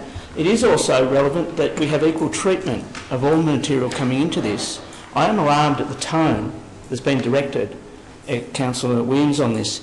It doesn't surprise me, though. Life's taught me this. When you go to stand up for the poorest people in this city, you will find you'll get targeted. Understand that. But I think that's why the D, the 3 and the 4 are not needed, and I'm happy to get the disaggregated data from the officers, take their word, take Councillor McCarthy's word, take Councillor Williams' word, and just look at the actual raw data and the issues. I'm not into chasing names. All right. Councillor Fontana, is the seconder? Just briefly, I said before, I like to take the advice of officers on board in relation to privacy issues, and that's been explained here this evening in relation to the initial notice of motion and the subsequent changes to it. I was happy in its current form, but in light of hearing the potential confidentiality matters associated with this, I don't know if these signatures are students, if they're particular people that require non-disclosure of their addresses or contact details. We have to respect the fact that it's been presented to us in that form, and it should be protected in that form too, Mr Mayor. The additional information is probably in breach of the credibility of this council if we actually keep pursuing in light of what's originally been submitted as a proper notice of motion. This goes a bit beyond that. We actually need to consider the privacy of these individuals, as has been their request to Councillor Williams when it was submitted to her to present to the CEO or to whoever in light of the matter that's looking to address. Ms Stevens, is there a point that you'd like to make at this point before I go to you, Councillor Villala? Through you, Mr Mayor, as circulated to all councillors, point 3, which refers to the actual wording of the petition into the minutes, there are no issues if that was to occur. But it would just be the top. Yep. The wording of the petition. Petition is Right. So, Councillor Mr Mayor, I just have a question, I suppose, just to get, I want to be clear on this. The confidentiality, when the residents signed it, according to Councillor Williams, they were told they were just going to council. So, and that's where I think point 4 makes it quite clear that it's just staying within council and the documents will be returned. So they're not leaving, you know, there's no danger that it will go outside of council. In terms of the confidentiality, I can't think of any other, and correct me if I'm wrong, where, you know, if we start setting a precedent here where we start deleting people's names from petitions, that undermines what a petition's all about. So I don't think we can treat this petition differently, but the confidentiality that Councillor Williams guaranteed the residents, I can understand us wanting to respect that by the actual petition not leaving, you know, let's say the hands of the councillors. I think we're going to be very careful here. Respect the wishes of the residents who sign it, but then we cannot compromise by, you know, removing certain information to suit us how we define confidentiality in the petition. There's two very important things here. We cannot rewrite what it is, what a definition is within the democratic process. We can respect the needs of the residents in having their confidentiality protected from the broader community. That's important. But I think we're crossing the line here with this amendment, so I suppose I'm speaking against it. All right. Councillor Lee. Yes, I too would like to speak against the amendment. Let's just be very clear what is council. Council consists of councillors, the CEO, and to a limited extent our executive management staff. So when a resident signs a petition to the council, they may give an explicit consent to let councillors see it. That is why you sign a petition. Let me just touch on the issue of privacy. I'm fairly familiar with the Privacy Information Act. The Privacy Information Act prohibits the secondary use of private information. What is primary use and what is secondary use? Let's look at the primary use of the information. The primary use of the information is the purpose by which people sign that document. The primary purpose of people why sign the petition is to inform council, us as councillors, what they want us to hear of their views on a particular matter.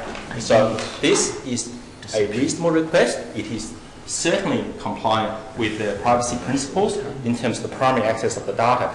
Had I then harvest that data and then started bombarding them with other information, that is prohibited because that's a secondary use unrelated to the primary use. See, we need to be very clear that the word privacy is not just flung around as some way of shutting down legitimate access to reasonable information.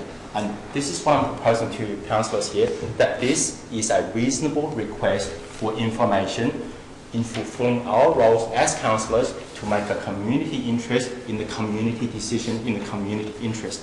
So I certainly don't agree that somehow privacy prevents us from accessing the very information that we need to access in order to make our decisions. I think that's ludicrous.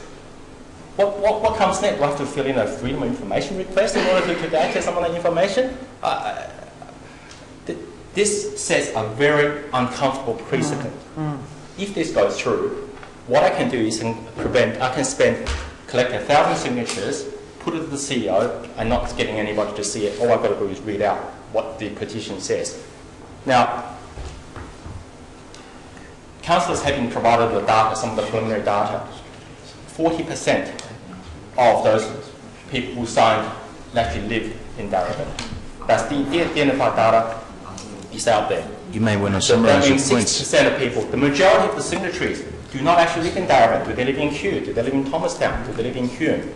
I need to know that so I can make an informed decision. And again, this is an informed decision we've got to make, and this is a reasonable request, and this is something that we all need to think very carefully on. All right. I'm going to move a suspension of standing orders, Mr. Mayor. Because we need to extend. Let's move the suspension out to this. Or do we need? We can just move an extension of time. We need to. Let's move an extension of time by half an hour. Seconder, please. Yeah, please second that, Mr. Mayor. I'll put that to the vote. All those in favour? Against? Can I have that noted? Yes. Councillor Lawrence's opposition to the extension be noted, please. Councillor McCarthy. Very briefly, Mr. Mayor, I have to speak against Councillor Lawrence's amendment because I think what it does is that it it unfortunately takes us down the path that I think Councillor Lee has alluded to. Councillor Villala's proposed amendment there, which was accepted by the mover and seconder, actually deals with privacy issues. If there are, if all 556 or even one person of those 556 had a concern about their information being somewhere else, being misused, and I don't know because I don't know who those people are because I haven't seen the petition. But if only one of those 556 people who signed that petition does not want their personal information to be seen beyond this room, I'm all in favour of us doing everything that's possible to actually protect their privacy. But the key thing here is that for the other 555, they have an expectation, and they may well have an expectation, that the people that are going to make decisions on this, they're going to weigh up the bodies of evidence, are actually going to see what has been said. And I come back to that point, that unless I've got something here that says to me, all 556 people signed a petition with the expectation that it would not be seen by councillors, bar one or two, then I think we've got a bit of a challenge here. As Councillor Williams mentioned before, she had shown the petition to Councillor Fontana at the last meeting. I certainly didn't see it. I don't see what the issue is for councillors to be able to see it, given that it has been shown to another councillor. Just as a matter of consistency, I think there's a question here about consistency, and there's a question here about good practice. And I would just make the point, Mr Mayor, that if we consider if this sets a precedent for us, what if a councillor was provided with a petition and gave the expectation to the community that they were going to table it at a council meeting, but then had it sent off to the CEO?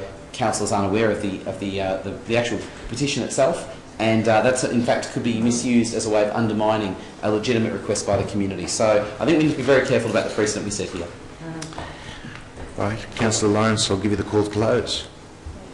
Oh, you don't get one as a... No, I believe I have a speaker as a... No, you don't apparently. No, there's an opposition to it, so I have You've already spoken. No, that was the opposition to the amendment. This is the opposition to the substantive motion. Well, we're voting no. Yep, we're dealing with an alternative. Yep, okay. Oh, sorry, we're voting on the alternative there. Sorry, my apologies. So I propose to put that. So all those in favour of the deletion, which is the effect of Councillor Lawrence's alternative, the deletion of from D 3 to 4. So please raise your hand. Against? Okay, so the amendment is lost. Now, we go back to what's on screen. Now, we've heard the debates. I propose to go straight to the vote. Yep, go for it. All those in favour? Against? That's carried. I do call a division, Mr Mayor. All those in favour of the amended motion there of Councillor Lee's, I name Councillor Lee, Councillor McCarthy, Councillor Villala, Councillor Walsh and myself, and those in opposition, I name Councillor Lawrence, Councillor Williams and Councillor Montana. Thank you very much. Moving right along. 9.6, Councillor Villala. Notice motion you made. Happy to second it. Yep. Thank you, Councillor McCarthy. This is we are revisiting the former Ruben Primary School site, Mr Mayor. As you know, we had a campaign here under the previous state government where we had the community come together basically saying that that former site, which is public land, should remain in the public hands I think the majority wanted it to be left as open space. Now the state government at the time, you know, basically said that we had to buy it off them, and it was, you know, like $15 million or something ridiculous like that. So now with the new state government, Mr Mayor, members of the community have approached me and wanting to reignite the campaign. And I think it's fair and reasonable. Our position is that that land remain in the public hands. And basically, at the campaign level that we had in 2013, I think it was that basically the state government should just hand it over to council. And I think we need to revisit that. I know that I think officers have mentioned that the state government is looking at what to do with that land as we speak. So the time is right. now for us to act and make the state government aware of the history of that site, make the local member aware, local member of Preston, aware of what the community is wanting. So basically the notice of motion speaks to reactivating our campaign and requests that we write to the relevant ministers, informing them of our position, and also requesting a meeting with our local member. That ward councillors organise a meeting with our local member to make them aware of our campaign and the community concerns. And also, Mr Mayor, I think point 4, and basically it goes through what to be included in the letter about the public meeting, what the community feels, how the community feels about it, the fact that the community, via their rates and via council, has contributed $80,000 to the site, and also point number 4. I think this is really important, Mr Mayor, that if the government decides that it wants to sell the land, it is public land. And I think that the government cannot just decide willy-nilly, we're going to sell that piece of public land. It is public land owned by the public, maintained by the public through their taxes. So I think the least the state government should do is actually consult with the community. The community has the right to be consulted on whether they agree with the state government selling public land. So I think that's an important point that we have to convey, because public land means that it's owned by the people, and I think governments need to be reminded that if they're going to sell public land, well, they need to consult with the owners of the land, and that is the residents in the public of Reservoir in that area. So basically what this is asking for is what we did under the previous state government and failed, and I think now we have another opportunity under the new state government, and hopefully there will be a better outcome. So that's the crux of the notice of motion. Thank you, Mr Mayor. Thank you, Councillor Billard. I'll have to go to the second... I'm moving an amendment. Yep. Well, let me hear that amendment now before I go to... Mr Mayor, I just move an amendment in item... I didn't read the second part of this. In the following... On page 100, there's a number 2 item. Note for the community's financial contribution of approximately $80,000 through council rates of developing the grounds of the site. I would just seek that that's amended to $360,000. Oh, thank you. And on developing the grounds of the site, plus maintenance costs throughout the life of the previous agreement. Is this okay with you, Councillor Billard? I think so. Okay. So, thank you, thanks very much for that. We have long memories. Councillor McCarthy is the seconder. In the interest of time, Mr Mayor, it's public land. Let's keep it in public hands. All right, sounds good. Then I propose to put it to the vote. All those in favour? And that's carried unanimously. Thank you very much. Again, to you, Councillor Billard, on 9.7. Oh yes, look, this is so straightforward, it's ridiculous. Happy to second. Thank you, Councillor. I know it may appear contentious on the surface. Look, I've got to tell you, the number of residents, and every time I go to the leisure centre, which I'm going quite regularly now, Mr Mayor, you see this sign, and the sign does not tell, it's so dilapidated and run down that it doesn't evoke, go to Reservoir Leisure Centre and you're going to feel good about yourself. You know what I mean? So we've got to change it. I'm sure it's just an oversight. We're doing so much stuff that we don't think about, this kind of thing that's staring at us. It's got to be changed. Let's do it Hopefully then. there'll be no objection to this. We'll put that to the vote. All those in favour? And that's carried unanimously. Thank you very much. Thank you. Now, the final notice of motion in your name, Councillor McCarthy, 9.8. Happy to second. Seconded by Councillor Lawrence. Thank you, Councillor Lawrence. Councillors would be aware by now that the nighttime truck ban in Banyule will start to be implemented at the end of August, and the section that will be implemented will in fact be the section closest to Darebin's borders, and of course the other section will be implemented in September. What has come to my attention, through a Banyule notice of motion, was the desire by Banyule councillors to see before and after counts done on their roads in relation to this truck ban. As they understand, there have been no such counts done in relation to the truck traffic that will be banned from their roads from 10 p.m. till 6 a.m.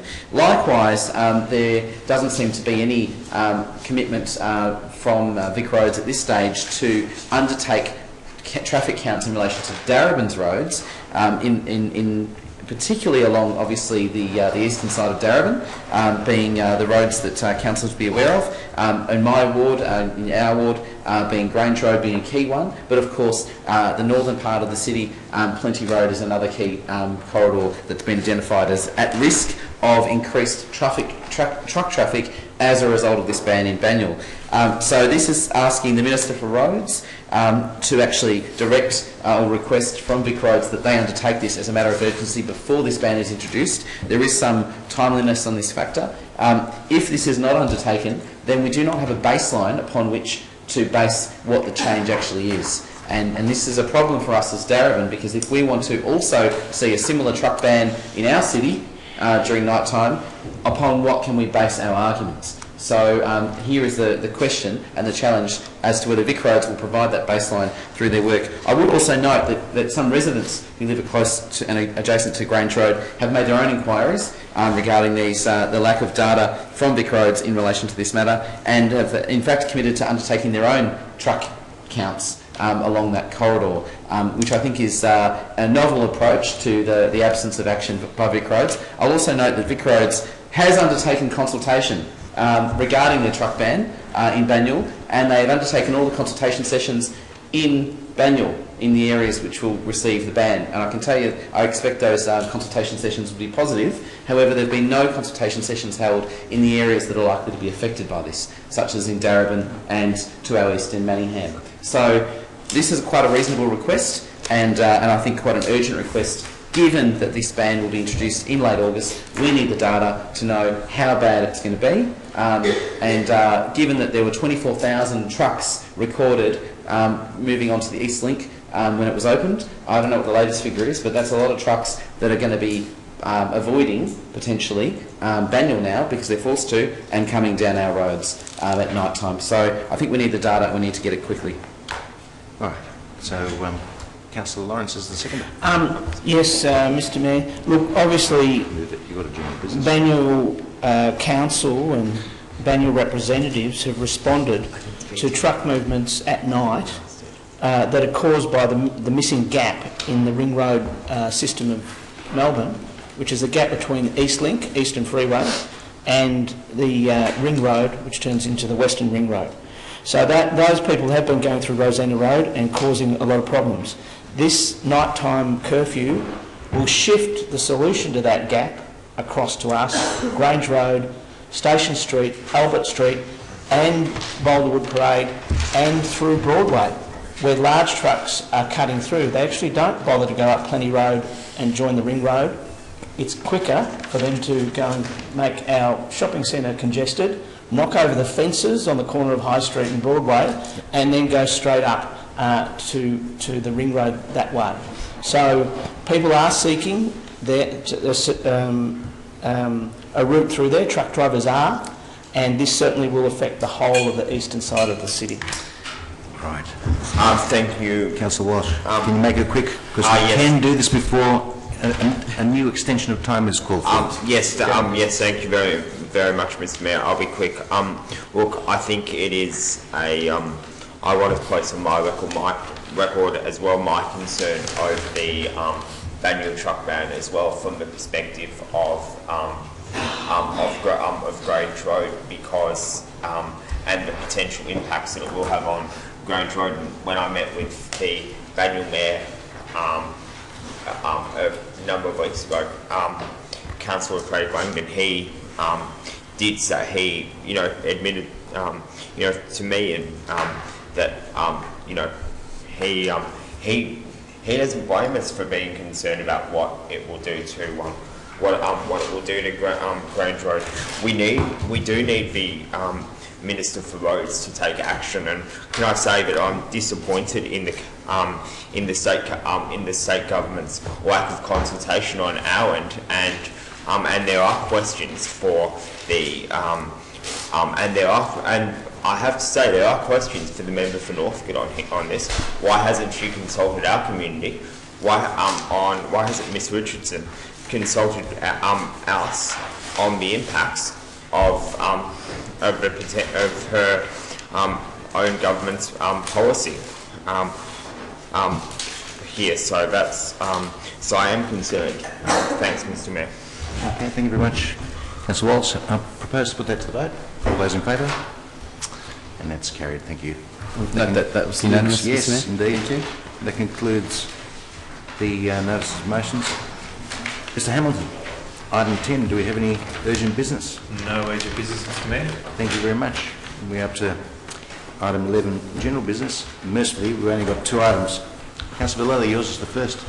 Thank you, Mr. Mayor. I'll be very quick. This is just in relation to, we all know we've got the new Happy to second for the sake of...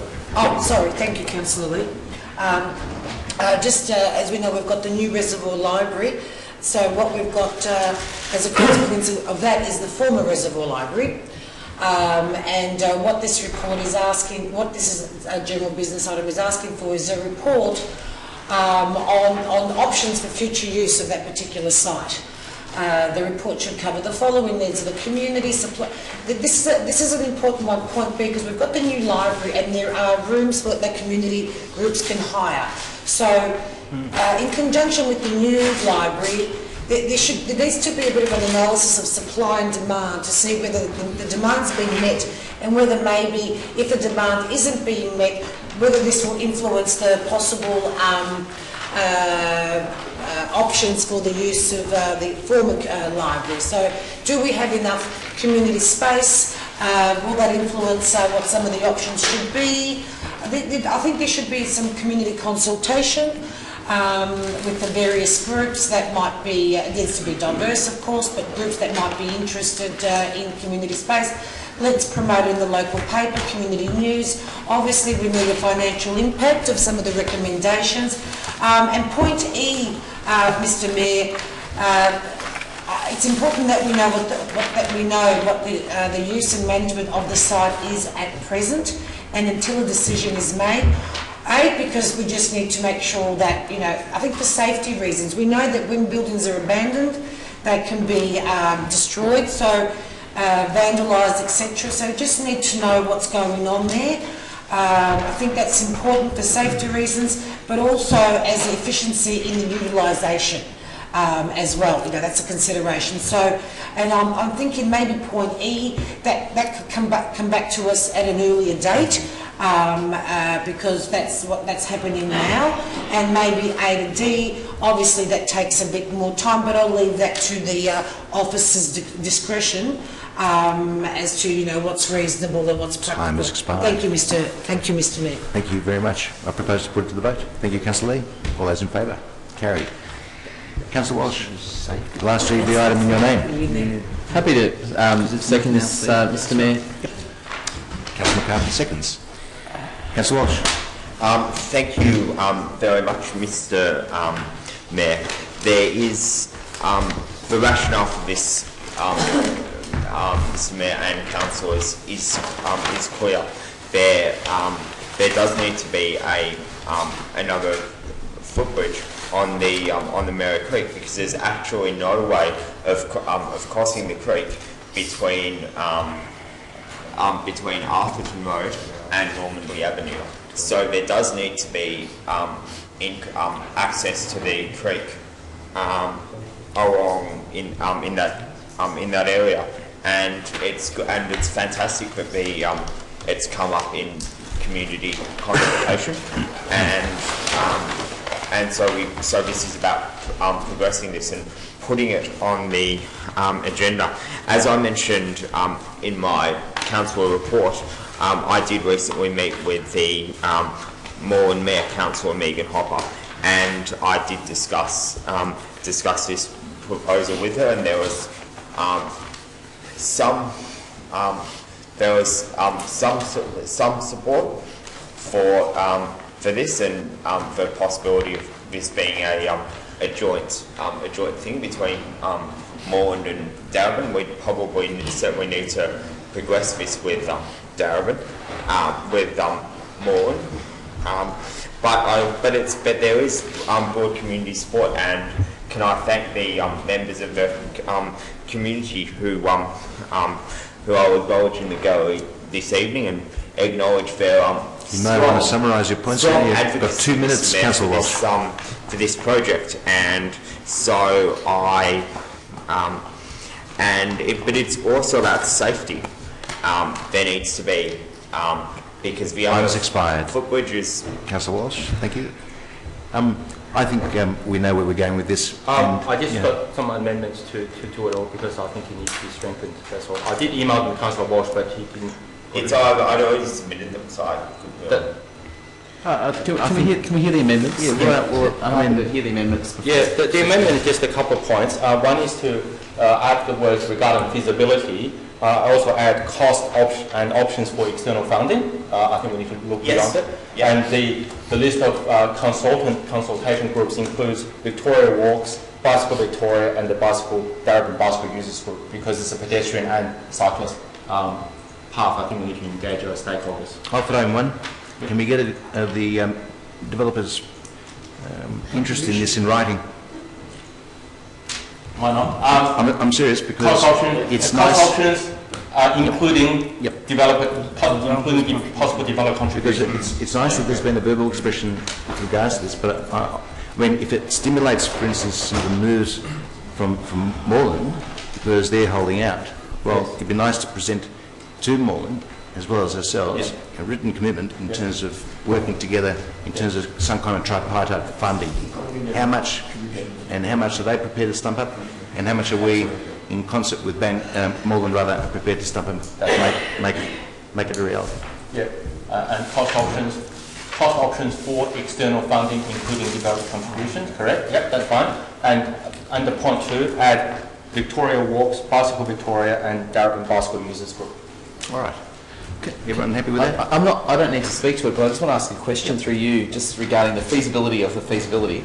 If I can just ask you through you, Mr. Mayor, to our officers, whether the report that we would receive in November would actually provide costings based on the actual works that would be undertaken, because at the moment all there's been is a figure that's around, whether that would actually have the actual engineering costs and other costs, whether that could come as part of this report. I'm just wanting to know whether through you to our officers, if that would be part of this. So with a view to the budget process is where I'm going. Yes. It seems like the answer is no, just on the basis of history. We have allocated monies in the budget and then did the substantive work in terms of bringing back concept plans and whatnot later. We actually did it in this budget too, namely beautification works. Budget was adopted without the areas identified, and we saw the list in today's agenda, or tonight's agenda. But Ms Hamilton might be able to answer whether it's possible and whether that's going to be part of it, or is it just bringing the stakeholders together and then moving forward in terms of their commitments, whether it's addressing easements and God knows whatever else, and of course the funding arrangements, in order for Council to know how much it would apportion from its budget allocations towards making it a reality. Mr Hamilton? Through Mr Mayor, so we don't have current allocation of budget to undertake these works at present. What we will be able to provide is, I guess, budget around scope and scale for similar structures, which would be suitable for budgetary purposes, not detailed design or engineering design drawings, because obviously there's structural and geotechnical issues that would feed into that, but it would be enough to go forward with if Council decided to.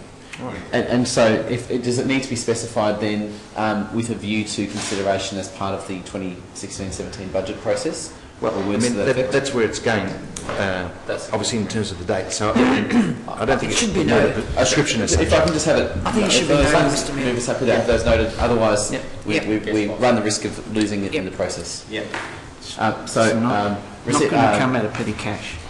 So, after precincts with a view to consideration as part of the 2016-17 budget process. Correct. Just to provide that clarity. All right. Thank you. Within 6 minutes of asking for further, so I'll put that to the vote. All those in favour? Carried unanimously. Ladies and gentlemen, that concludes our meeting. Thank you very much. Thank you, Mr Mayor. Thank you. Thank you, guys. I've got a stall. I'll hand it back. Yeah, handing us back.